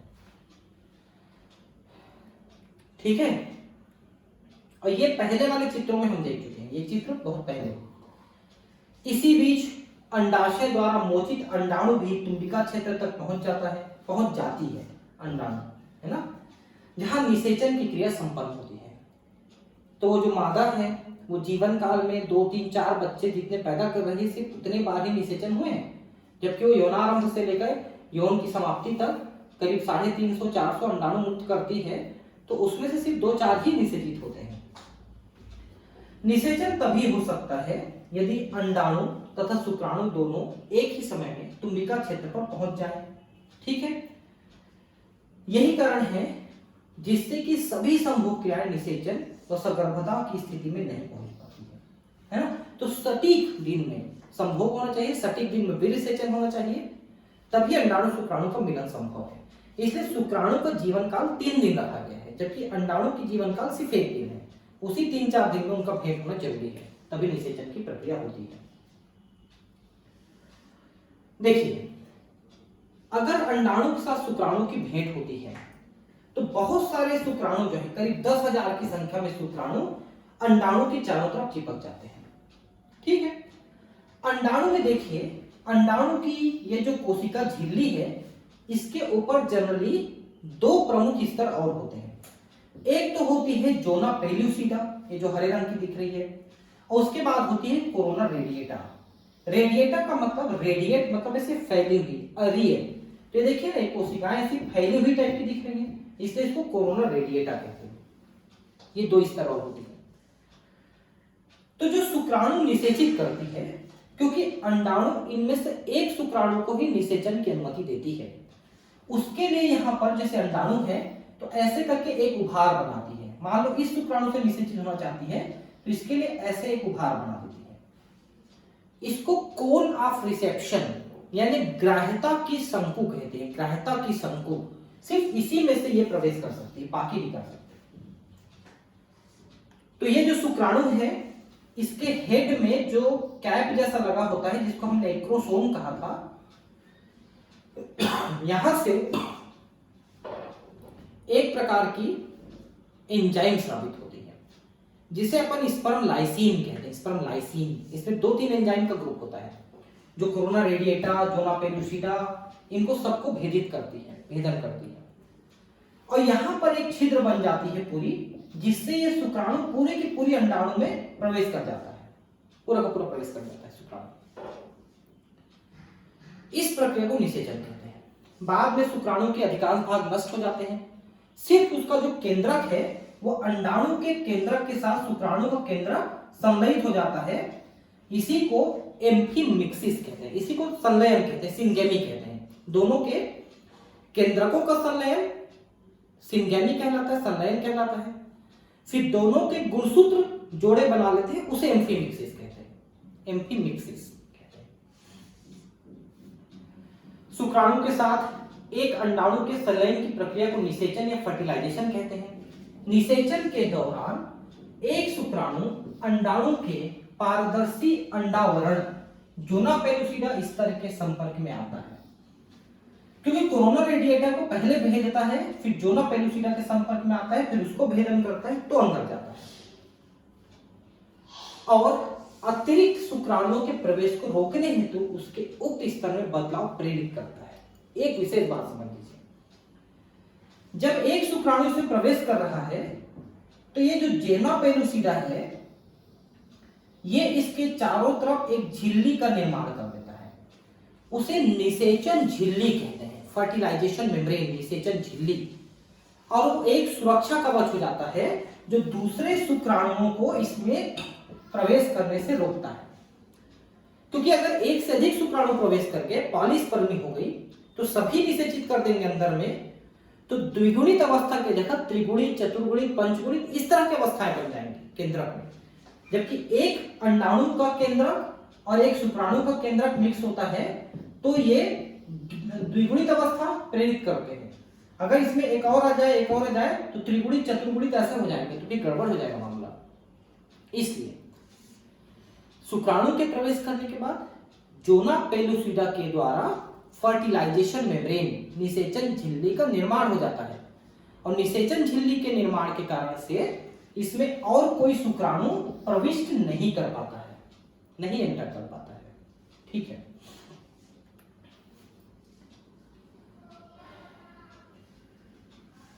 इस प्रकार यह सुनिश्चित हो जाता है कि एक अंडाणु को केवल एक ही शुक्राणु निषेचित कर सकता है। अग्रपिंडक का श्रवण शुक्राणु की पारदर्शी अंडावरण के माध्यम से अंडाणु की कोशिका द्रव्य तथा प्लाज्मा भित्ति में प्रवेश करने में मदद करता है। तो शुक्राणु में जो अग्रपिंडक है, जिसको एक्रोसोम कहते हैं, एक कैप जैसी स्ट्रक्चर है, मैंने बताया था गाल्गी बॉडी का बना हुआ, उससे एंजाइम स्रावित होती हैं जो इसमें भेदन करता है, छिद्र करता है। यह द्वितीयक अंडक के, क्योंकि अभी भी ये पूरी तरह से अंडाणु नहीं है, इसमें अर्धसूत्री विभाजन द्वितीय पूरा नहीं हुआ था, वो रुका हुआ था अंडोत्सर्ग के दौरान, और जब ये शुक्राणु प्रवेश करता है तब ये अर्धसूत्री विभाजन द्वितीय पूरा करता है, और इसमें से एक पोलर बॉडी और बनके फिर ये पूर्ण अंडाणु बनके निषेचित होती है। यह द्वितीयक अंडक के अर्धसूत्री विभाजन को प्रेरित करता है, और दूसरा अर्धसूत्री विभाजन भी असमान होता है, जिसमें एक द्वितीयक ध्रुवीय पिंड सेकेंडरी पोलर बॉडी की रचना होती है और एक अगुणित अंडाणु बनता है, जिसे डिंबाणु प्रशु या उटाइट कहते हैं। ते बात तो शुरू से हमने देखा कि शुक्राणु प्रवेश करेगा तभी द्वितीयक अर्धसूत्री विभाजन पूरी होगी, नहीं तो नहीं होगी। शीघ्र ही शुक्राणु का अंडाणु के अगुणित केंद्र के साथ संलयन होता है, जिससे कि द्विगुणित युग्मनज जाइगोट की रचना होती है। एक युग्मनज में कितने गुणसूत्र होंगे? तो युग्मनज में तो 46 गुणसूत्र हो गए, क्योंकि 23 अंडाणु में थे, 23 शुक्राणु में थे।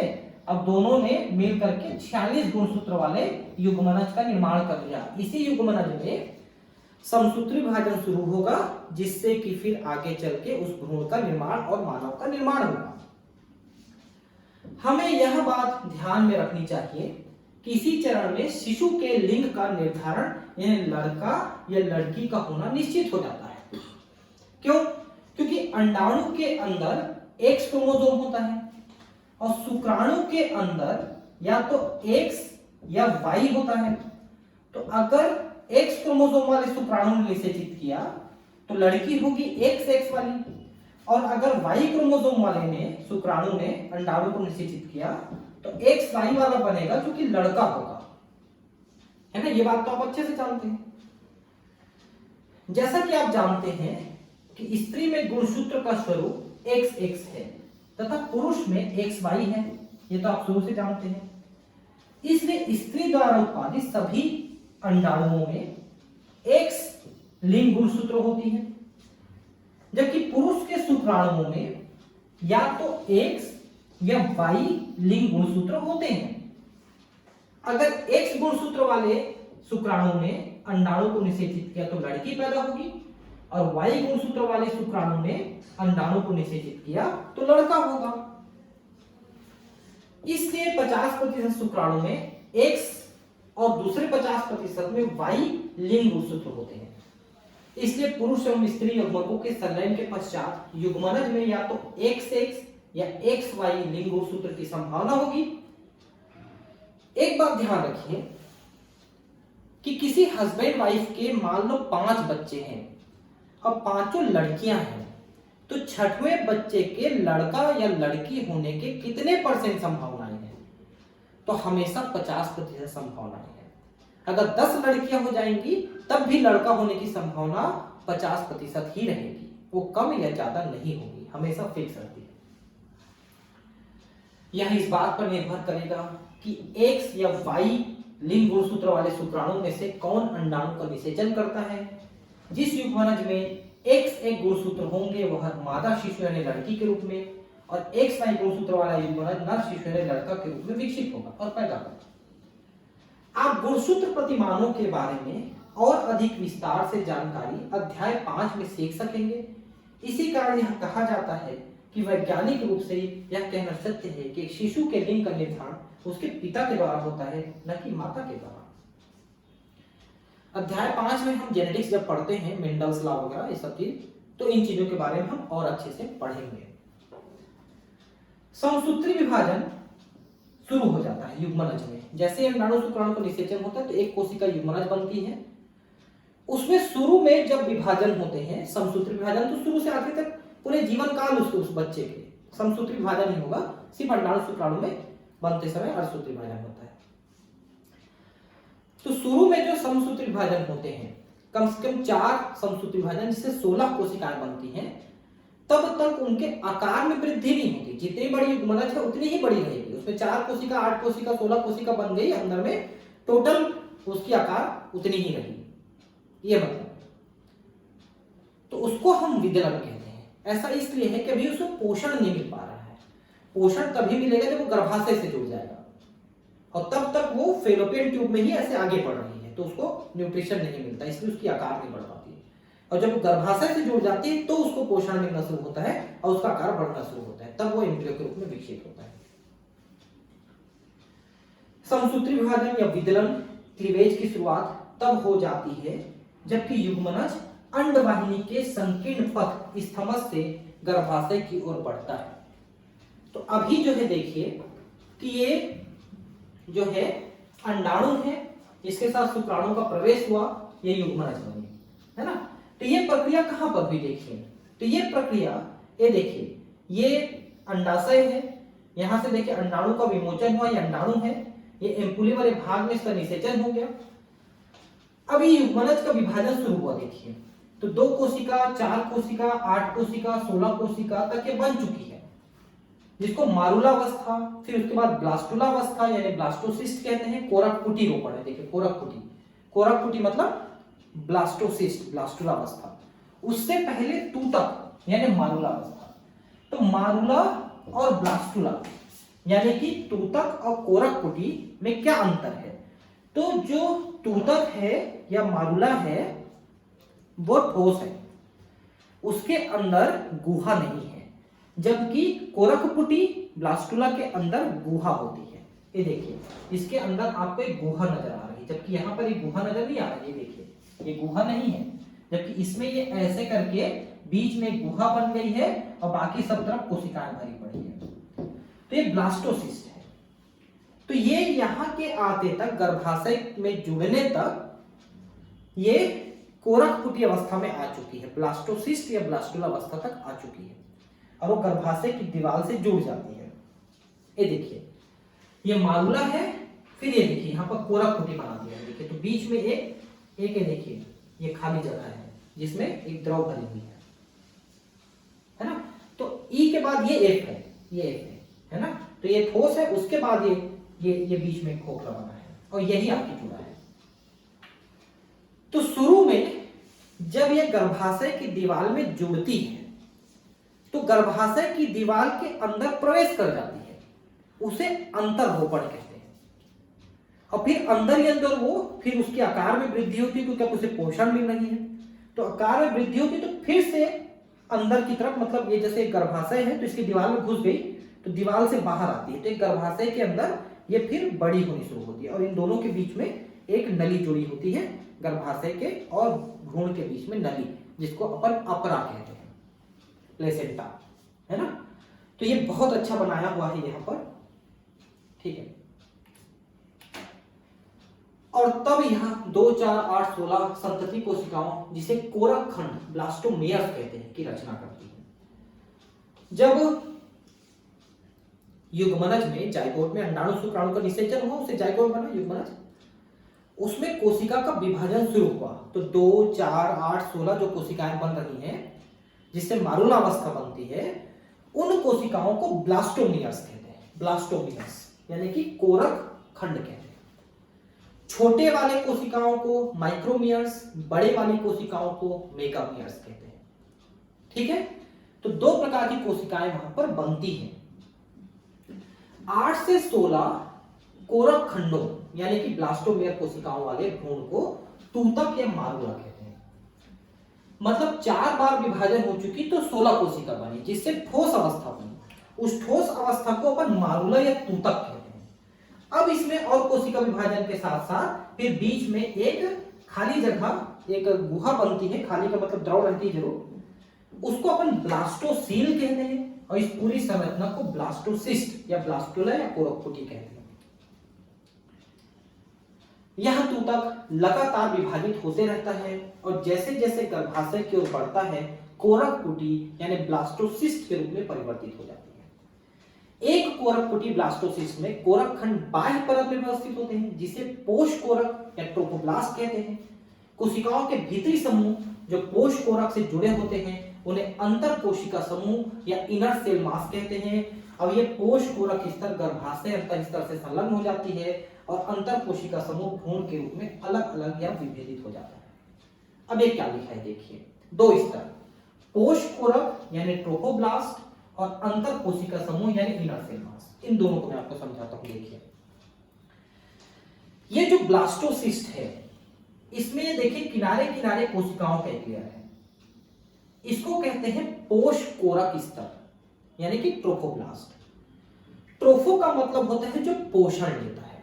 ये कोशिकाएं गर्भाशय की दीवार से पोषक पदार्थों को अवशोषित करते हैं और बाद में इन्हीं से प्लेसेंटा का भी निर्माण होता है, यानी कि वो जो नली है नाभि से जुड़ा होता है उसका निर्माण होता है।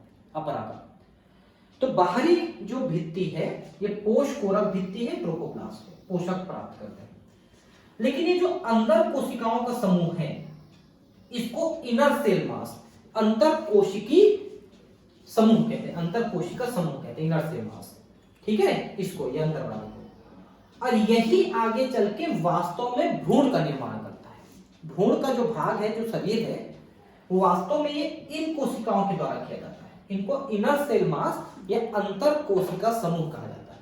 और बाह्य जो समूह है, बाह्य जो लेयर है, वो सिर्फ पोषण प्राप्त करने का काम करता है गर्भाशय से, और पोषण को भ्रूण तक पहुंचाता है, इनर सेल मास तक पहुंचाता है। संलग्न होने के बाद गर्भाशय कोशिकाएं तेजी से विभक्त होती हैं और कोरक पुटी को आवृत कर लेती हैं। इसके परिणाम स्वरूप कोरक पुटी गर्भाशय अंतःस्तर में अंतःस्थापित एम्बेडेड हो जाती है। तो मैंने पहले बताया है कि गर्भाशय की दीवार के अंदर प्रवेश कर जाती है और गायब हो जाती है, बाद में फिर धीरे धीरे विकसित होकर बाहर निकलती है और बाहर जुड़ करके ये गर्भाशय की दीवार से जुड़ी रहती है, एम्बेडेड हो जाती है। इसको इम्प्लांटेशन कहते हैं। और बाद में यह सगर्भता का रूप धारण कर लेती है, यही गर्भधारण होती है। ठीक है, ठीक है।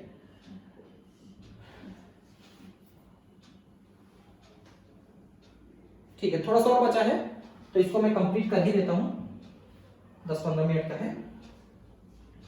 अब देखिए, सगर्भता का, एक मिनट, सगर्भता तथा भ्रूणी परिवर्तन। अब देखिए कि अब ये जो गर्भधारण हुआ है गर्भाशय में, इसका आगे का विकास कैसे होगा। ठीक है, तो आगे का विकास गर्भाशय में हो रहा है। और ये देखिए कि सर्वप्रथम ये जो भ्रूण है, ये जैसा हमने देखा पहले तो गर्भाशय की दीवार में घुस गया था, बाद में बाहर निकलेगा। ठीक है, ये देखिए गर्भाशय की गुहा है, गर्भाशय है, पहले इसकी दीवार के अंदर प्रवेश कर गया था, बाद में निकल आता है। फिर गर्भाशय की दीवार से ये अपरा के द्वारा जुड़ जाता है और उसी से पोषण प्राप्त करते रहता है। साथ ही इसके चारों तरफ जो है 4 प्रकार की झिल्लियां होती हैं, एम्नियन, कोरियन, एलेंटॉइस और योग से, जो इनकी रक्षा, श्वसन, उत्सर्जन सब में सहायता करती है। तो इनके बारे में हम थोड़ा सा पढ़ लेते हैं। भ्रूण के अंतरोपण के पश्चात पोषकोरक पर अंगुली जैसी संरचनाएं उभरती हैं। देखिए, ये जो गर्भ के अंदर घुसती है जब गर्भाशय के अंदर, तो इसमें से कुछ उंगली जैसी संरचनाएं निकल आती हैं बाहरी लेयर से, पोषकोरक से, जो वहां से पोषण प्राप्त करने में मदद करती हैं। ये जरायु अंकुरण गर्भाशय ऊतक से, ये देखिए ये गर्भाशय की गुहा है, इससे ये उंगली जैसी संरचनाओं के द्वारा जुड़ जाते हैं, जिससे इनको पोषण मिलते रहता है। ठीक है, इसको जरायुज, ये देखिए जरायु अंकुरण कहते हैं। कहां से निकलते हैं? भ्रूण वाली जगह से। और किसमें घुस जाता है? गर्भाशय की दीवार में घुस जाता है, जहां से पोषण प्राप्त करेगा। गर्भाशय ऊतक और मातृ रक्त से आच्छादित होते हैं। जरायु अंकुरक और गर्भाशय ऊतक एक दूसरे के साथ अंतरांगुली युक्त इंटरडिजिटेटेड हो जाते हैं। जैसे गर्भाशय की दीवार है, ये उंगली जैसे अंकुरण है जो भ्रूण से निकला है, और ये ऐसे गर्भाशय की दीवार में ऐसे घुस जाते हैं। इसी को इंटरडिजिटेटेड कहते हैं। डिजिट मतलब उंगलियां ऐसे फंस गई, इस तरह से घुस जाती हैं और यहां से फिर पोषण लेना शुरू करती है। तथा संयुक्त रूप से परिवर्धनशील भ्रूण गर्भ और मातृ शरीर के साथ एक संरचनात्मक एवं क्रियात्मक इकाई को गठित करते हैं, जिसे अपरा या प्लेसेंटा कहते हैं। बच्चा जन्म लेता है तो उसकी नाभि से अपरा जुड़ा होता है, आप देखना ऐसे गर्भनाल जुड़ा होता है। वो मदर के यूट्रस से बच्चे तक पोषण को प्रदान करता है, पहुंचाता है। ठीक है, तो शुरू में उंगली जैसे बने, फिर वो बच्चा बाहर आता चला गया तो ये उंगली वाली संरचना जो है लंबी होती चली गई और वही अपरा बन गई, जो कि एलेंटोकोरियोनिक अपरा होती है मानव में। एलेंटोकोरियोनिक अपरा मानव में होती है। अपरा यानी प्लेसेंटा क्या क्या करती है? तो भ्रूण को ऑक्सीजन, पोषण प्रदान करती है, बदले में वो CO2 और उत्सर्जित पदार्थों को ले लेती है, मदर के ब्लड के साथ एक्सचेंज कराती है। अपरा भ्रूण को ऑक्सीजन तथा पोषण की आपूर्ति एवं कार्बन डाइऑक्साइड तथा भ्रूण द्वारा उत्पन्न उत्सर्जित एक्सक्रीटरी अवशिष्ट पदार्थों को बाहर निकालने का कार्य करता है। समझ रहे हैं आप? तो ये क्या करता है कि ऑक्सीजन प्रदान करता है, पोषण प्रदान करता है भ्रूण को, बदले में CO2 और उत्सर्जित पदार्थ को लेता है, और ये दोनों लेन देन वो मदर के रक्त से करता है। यह अपरा एक नाभि रज्जु अम्बिलिकल कार्ड द्वारा भ्रूण से जुड़ा होता है, जो भ्रूण तक सभी आवश्यक पदार्थों को अंदर लाने तथा बाहर ले जाने के कार्य में मदद करता है। तो देखिए एक्चुअली क्या होता है, जैसे कि मान लो कि ये अपरा है, सपोज कि ये अपरा है, प्लेसेंटा है, एक तरफ मदर के गर्भाशय से जुड़ा है और दूसरे तरफ शिशु भ्रूण की नाभि से जुड़ा है। तो इसकी नाभि से ना एक छोटा सा पार्ट जुड़ा होता है जिसको अपन अम्बिलिकल कार्ड कहते हैं। ये जुड़ा होता है नाभि से, फिर इस अम्बिलिकल कार्ड से अपरा जुड़ा होता है। तो इस अम्बिलिकल कार्ड के द्वारा अपरा जुड़ता है नाभि से और मदर के गर्भाशय से जुड़ता है। ठीक है, और ये दोनों के बीच लेन देन करते रहता है। अपरा अंतःस्रावी ऊतकों का भी कार्य करता है और अनेक हार्मोन जैसे मानव जरायु गोनेडोट्रोपिक, ह्यूमन कोरियोनिक गोनेडोट्रोपिक यानी कि HCG तथा मानव अपरा लैक्टोजन, ह्यूमन प्लेसेंटल लैक्टोजन यानी HPL, human placental lactogen, estrogen, progesterone आदि उत्पादित करता है। अब इनका काम आप समझ लीजिए। जब गर्भधारण होता है तो शुरू के 1-2 महीने तक HCG का स्रावण ज्यादा होता है, और ये जो है गर्भ को ठीक से स्थापित करने में, प्लेसेंटा के आगे विकास में, प्लेसेंटा के द्वारा ही स्रावित हो रही है ना, अपरा के द्वारा ही स्रावित हो रही है, और उसी के विकास में मदद करती है और साथ में गर्भधारण को भी ठीक से स्थापित करती है। तो शुरू में जब कोई महिला गर्भधारण करती है और ये HCG स्रावित होना शुरू होता है, तो ये मदर के ब्लड में भी जाता है और मदर के ब्लड से उसके यूरिन में आता है। तो शुरुआत में गर्भधारण को कंफर्म करने के लिए, उसको सही ढंग से हो गया है कंफर्म करने के लिए उसके यूरिन को टेस्ट किया जाता है। उसके यूरिन में अगर ये हार्मोन HCG है का मतलब वो महिला गर्भधारण कर चुकी है। इसके लिए 2 तरीके होते हैं। मार्केट में एक किट आता है 40-50 रुपए का, कुछ आता है ऐसे पतला सा स्टिक होता है, उसमें एक छोटा सा गड्ढा बना होता है, उसमें 1-2 बूंद यूरिन डाल देते हैं सुबह का पहला यूरिन, उस समय HCG ज्यादा मात्रा में होती है। तो ऐसे करके जैसे मान लो ये स्टिक है, तो इसमें 2 लाइन लगी राखें आ जाती है अगर वो गर्भधारण करी है तो मतलब HCG उपस्थित है तो। और नहीं तो इस यूरिन को और ब्लड को लैब टेस्ट के लिए देते हैं, वो जो पैथोलॉजी लैब वाले होते हैं जो खून टेस्ट करते हैं, यूरिन टेस्ट करते हैं, उनको देते हैं। तो वो भी टेस्ट करके बताते हैं कि ये HCG है कि नहीं है यूरिन में, ब्लड में। अगर है तो गर्भधारण कर चुकी है। और ये अपरा के विकास में और गर्भधारण में स्थापित करने में वो सहायता करती है HCG। और दूसरा लैक्टोजन। लैक्टोजन कब स्रावित होती है? जब गर्भ का विकास लगभग पूरा हो चुका तब स्रावित करती है। लैक्टोजन का काम है दूध का स्रावण करना। तो गर्भ जो है अब समाप्ति की ओर है, उसका जीवन काल मतलब उसका गर्भकाल समाप्त होने वाला है, बच्चा जन्म लेने वाला है, तब दूध का स्रावण शुरू होगा, तब लैक्टोजन स्रावित करेगा। एस्ट्रोजन और प्रोजेस्टेरोन का स्रावण ये 1-2 महीने बाद शुरू कर देता है और पूरे गर्भधारण काल में ये पूरा करते रहता है। एक चीज और बता दूं मैं आपको कि हमने अभी पढ़ा था कि कार्पस ल्यूटियम प्रोजेस्टेरोन स्रावित करती है, जो वो ग्राफिन फॉलिकल से बनी थी, लेकिन 3 महीने तक वो ज्यादा स्रावित करती है, गर्भधारण के 3 महीने तक। उसके बाद अपरा यानी प्लेसेंटा ज्यादा स्रावित करती है प्रोजेस्टेरोन को। मतलब गर्भधारण के अगर 3 महीने बाद अगर आपने कार्पस ल्यूटियम को निकाल दिया तो भी प्लेसेंटा के द्वारा प्रोजेस्टेरोन हार्मोन पर्याप्त स्रावित होती है, जिससे गर्भ जो है सुरक्षित रहती है, वो गर्भ नहीं गिरती है।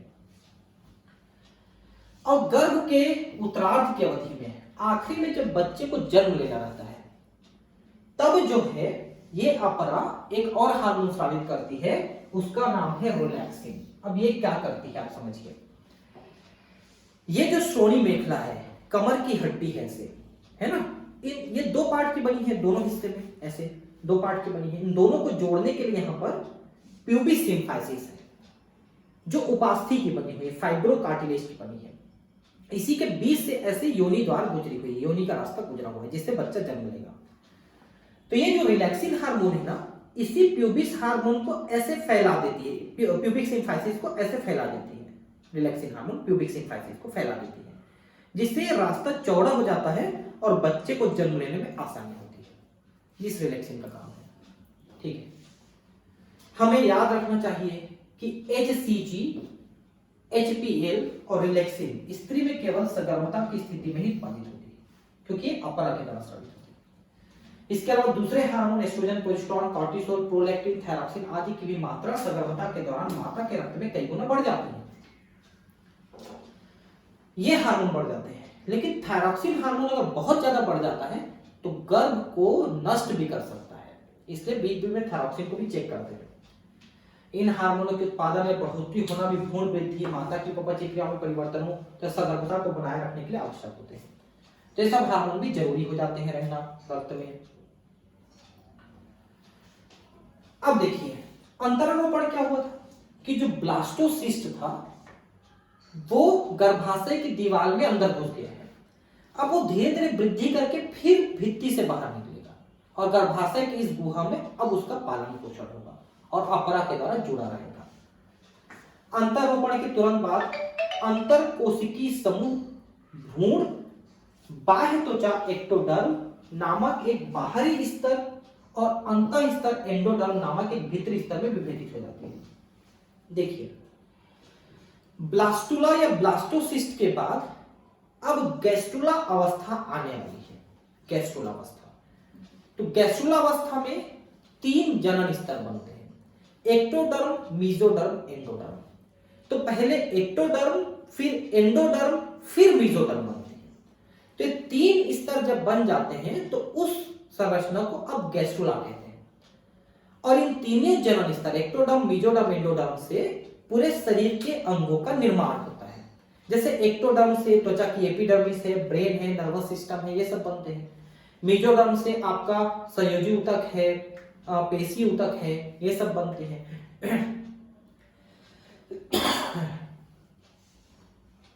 एंडोडर्म से आपके आंतरिक अंग जैसे लिवर है, ये सब बनते हैं।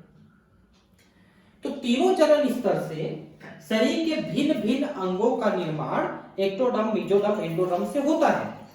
तो इन तीनों स्तर के बन जाने को गैस्ट्रुलेशन कहते हैं और उस स्थिति को गैस्ट्रुला कहते हैं, उस संरचना को। तो पहले एक्टोडर्म, फिर एंडोडर्म, फिर मीजोडर्म बनता है, ठीक है।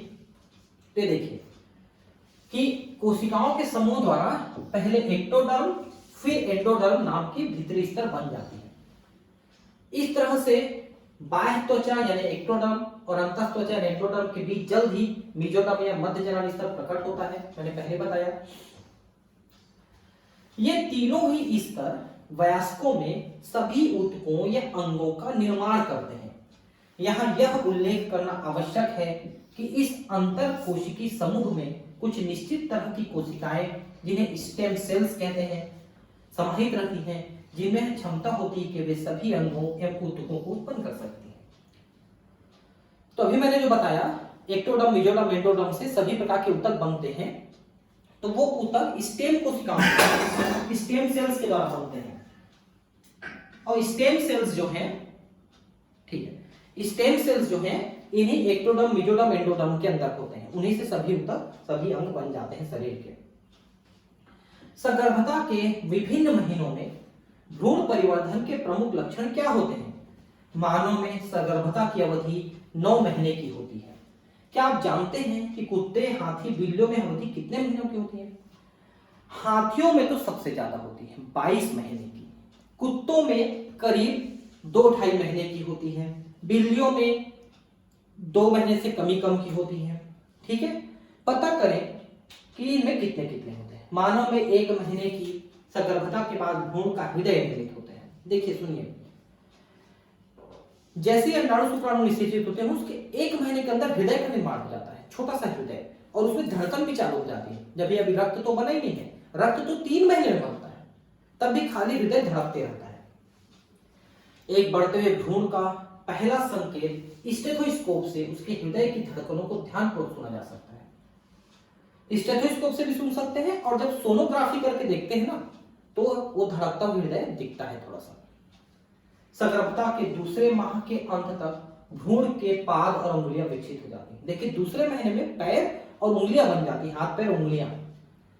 और तीसरे में 12वें हफ्ते में तीसरे महीने के अंत तक लगभग सभी प्रमुख अंग तंत्रों की संरचना हो जाती है। छोटा सा भ्रूण रहता है, इतना बड़ा, लेकिन उसमें सभी अंग, हाथ पैर मुंडी सब बन चुके हैं।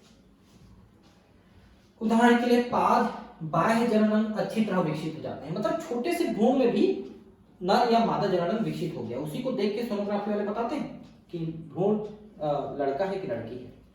गर्भावस्था के 5वें माह के दौरान गर्भ की पहली गतिशीलता और सिर पर बालों का उगाना सामान्यतः देखा जा सकता है। तो चौथे 5वें महीने में गर्भ ज्यादा विकसित होता है, उसी दौरान हाथ पैर चलाना शुरू करता है। मां को उनके हाथ पैर चलाने की अनुभव होती है, बाल आ जाता है सिर में। 24वें सप्ताह यानी 6 महीने के अंत तक पूरे शरीर पर कोमल बाल निकल आते हैं, जिनको रेमेंटा कहते हैं। शरीर में लैनुगो कहते हैं, लैनुगो, ये पतले पतले बाल उगाते हैं शरीर में, लैनुगो। और बच्चे के पैदा होते तक वो कई बाल हो जाते हैं। तो पैदा होने के बाद जो दाई माँ है उसको आटे के द्वारा चला चला करके उस लैनुगो को, उस बाल को निकालते हैं। तो 6वें महीने में बाल, आंखों की पलकें अलग अलग हो जाती हैं, क्योंकि अभी ये दोनों पलक अभी तक जुड़ी हुई थी, ये अलग अलग हो सकती है, खुल सकती है। अब बरोनियां बन जाती हैं। गर्भावस्था के 9वें माह के अंत तक गर्भ पूर्ण रूप से विकसित हो जाता है और प्रसव के लिए तैयार हो जाता है। तो 9वें महीने में प्रसव होता है। प्रसव और दुग्ध स्रावन, ठीक है। तो देखिए प्रसव क्यों होता है, तो ये जो अपरा जुड़ा हुआ है नाभि से, ये गर्भनाल है ना, जब विकसित हो जाता है भ्रूण 9वें महीने में, तो यहां से एक संकेत निकलता है जो ब्रेन को जाता है, एक सिग्नल ब्रेन को जाता है। और पीयूष ग्रंथि से एक हार्मोन स्रावित होना शुरू होता है। वो हार्मोन होता है ऑक्सीटोसिन। ऑक्सीटोसिन जो गर्भाशय की दीवार को संकुचित कराना शुरू करता है, क्योंकि गर्भाशय की दीवार जो पेशियों की बनी हुई है, फैली हुई है, उसमें संकुचन शुरू होता है। तो इससे प्रसव पीड़ा शुरू होती है। तो और ये संकुचन लगातार बढ़ते जाती है और बच्चे को धक्का लग के नीचे की ओर धक्का लगता है बच्चे को, तो बच्चे का सिर वाला हिस्सा योनि द्वार से बाहर की तरफ आना शुरू होता है। तो ऐसे सिर की तरफ से बच्चा बाहर आता है सामान्यतः, और उसको गर्भाशय से धक्का लगा के बाहर करता है, ठीक है। इस दौरान रिलैक्सिन का भी श्रावण होता है, और रिलैक्सिन जो है ये जो पेल्विक गर्डिल है, सोनी मेखला, उसको फैला देती है, जिससे गर्भनाल जो है जो इसका जनन रास्ता जो है, योनि द्वार जो है, वो फैल जाता है, योनि का रास्ता, और बच्चे को बाहर लाने में मदद करता है। मानव में सगर्भता की औसत अवधि 9.5 माह होती है। कुछ में 9 महीने, कुछ में 10 महीने भी हो जाती है, तो 9.5 महीने एवरेज। हालांकि 9 महीने 267 डेज एवरेज मानते हैं, ठीक है, इतना, जिसे गर्भ अवधि गेस्टेशन पीरियड कहते हैं। देखिए सबसे लंबी गेस्टेशन अवधि जो है हाथी की है, 22 महीने। सगर्भता के अंत में गर्भाशय, देखिए सबसे ज्यादा हाथी की है और सबसे कम चूहे की है, 15 से 20 दिन, ठीक है। सगर्भता के अंत में गर्भाशय के जोरदार संकुचनों के कारण गर्भ बाहर निकल आता है। गर्भ के बाहर निकलने की इस प्रक्रिया को शिशु जन्म या प्रसव या पार्ट्यूरेशन कहा जाता है। प्रसव एक जटिल तंत्री अंतःस्रावी न्यूरो एंडोक्राइन क्रियाविधि द्वारा प्रेरित होती है। मैंने बताया कैसे होती है। प्रसव के लिए संकेत पूर्ण विकसित गर्भ एवं अपरा से उत्पन्न होते हैं, जो हल्के गर्भाशय संकुचनों को प्रेरित करते हैं, जिसे गर्भ उत्क्षेपण प्रतिवर्ण फीटल इजेक्शन रिफ्लेक्स कहते हैं। गर्भाशय में संकुचन शुरू हो जाता है तभी से। यह मातृपीयूष ग्रंथि से ऑक्सीटोसिन के निकलने की क्रिया को सक्रिय बनाती है।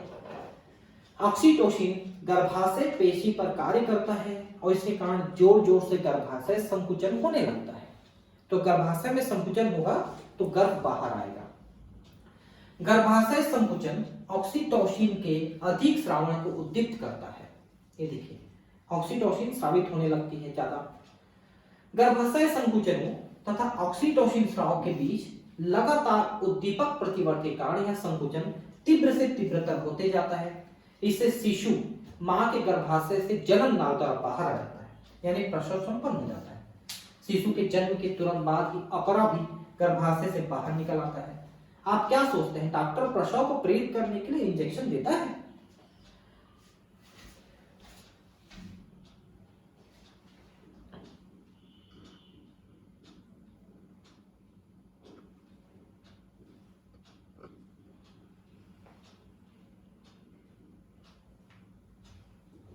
ठीक है, एक मिनट रुकिए, मैं आगे बढ़ाता हूँ।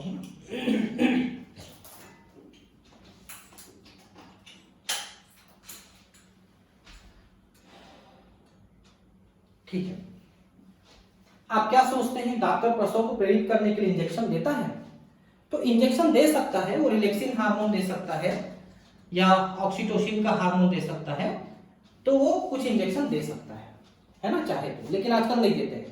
ऑपरेशन करके निकालने के लिए सोचते हैं जिससे अधिक बिल बन सके। स्त्री की स्तन ग्रंथियों में सगर्भता के दौरान कई प्रकार के बदलाव आते हैं और सगर्भता के अंत तक इनसे दूध उत्पन्न होने लगता है।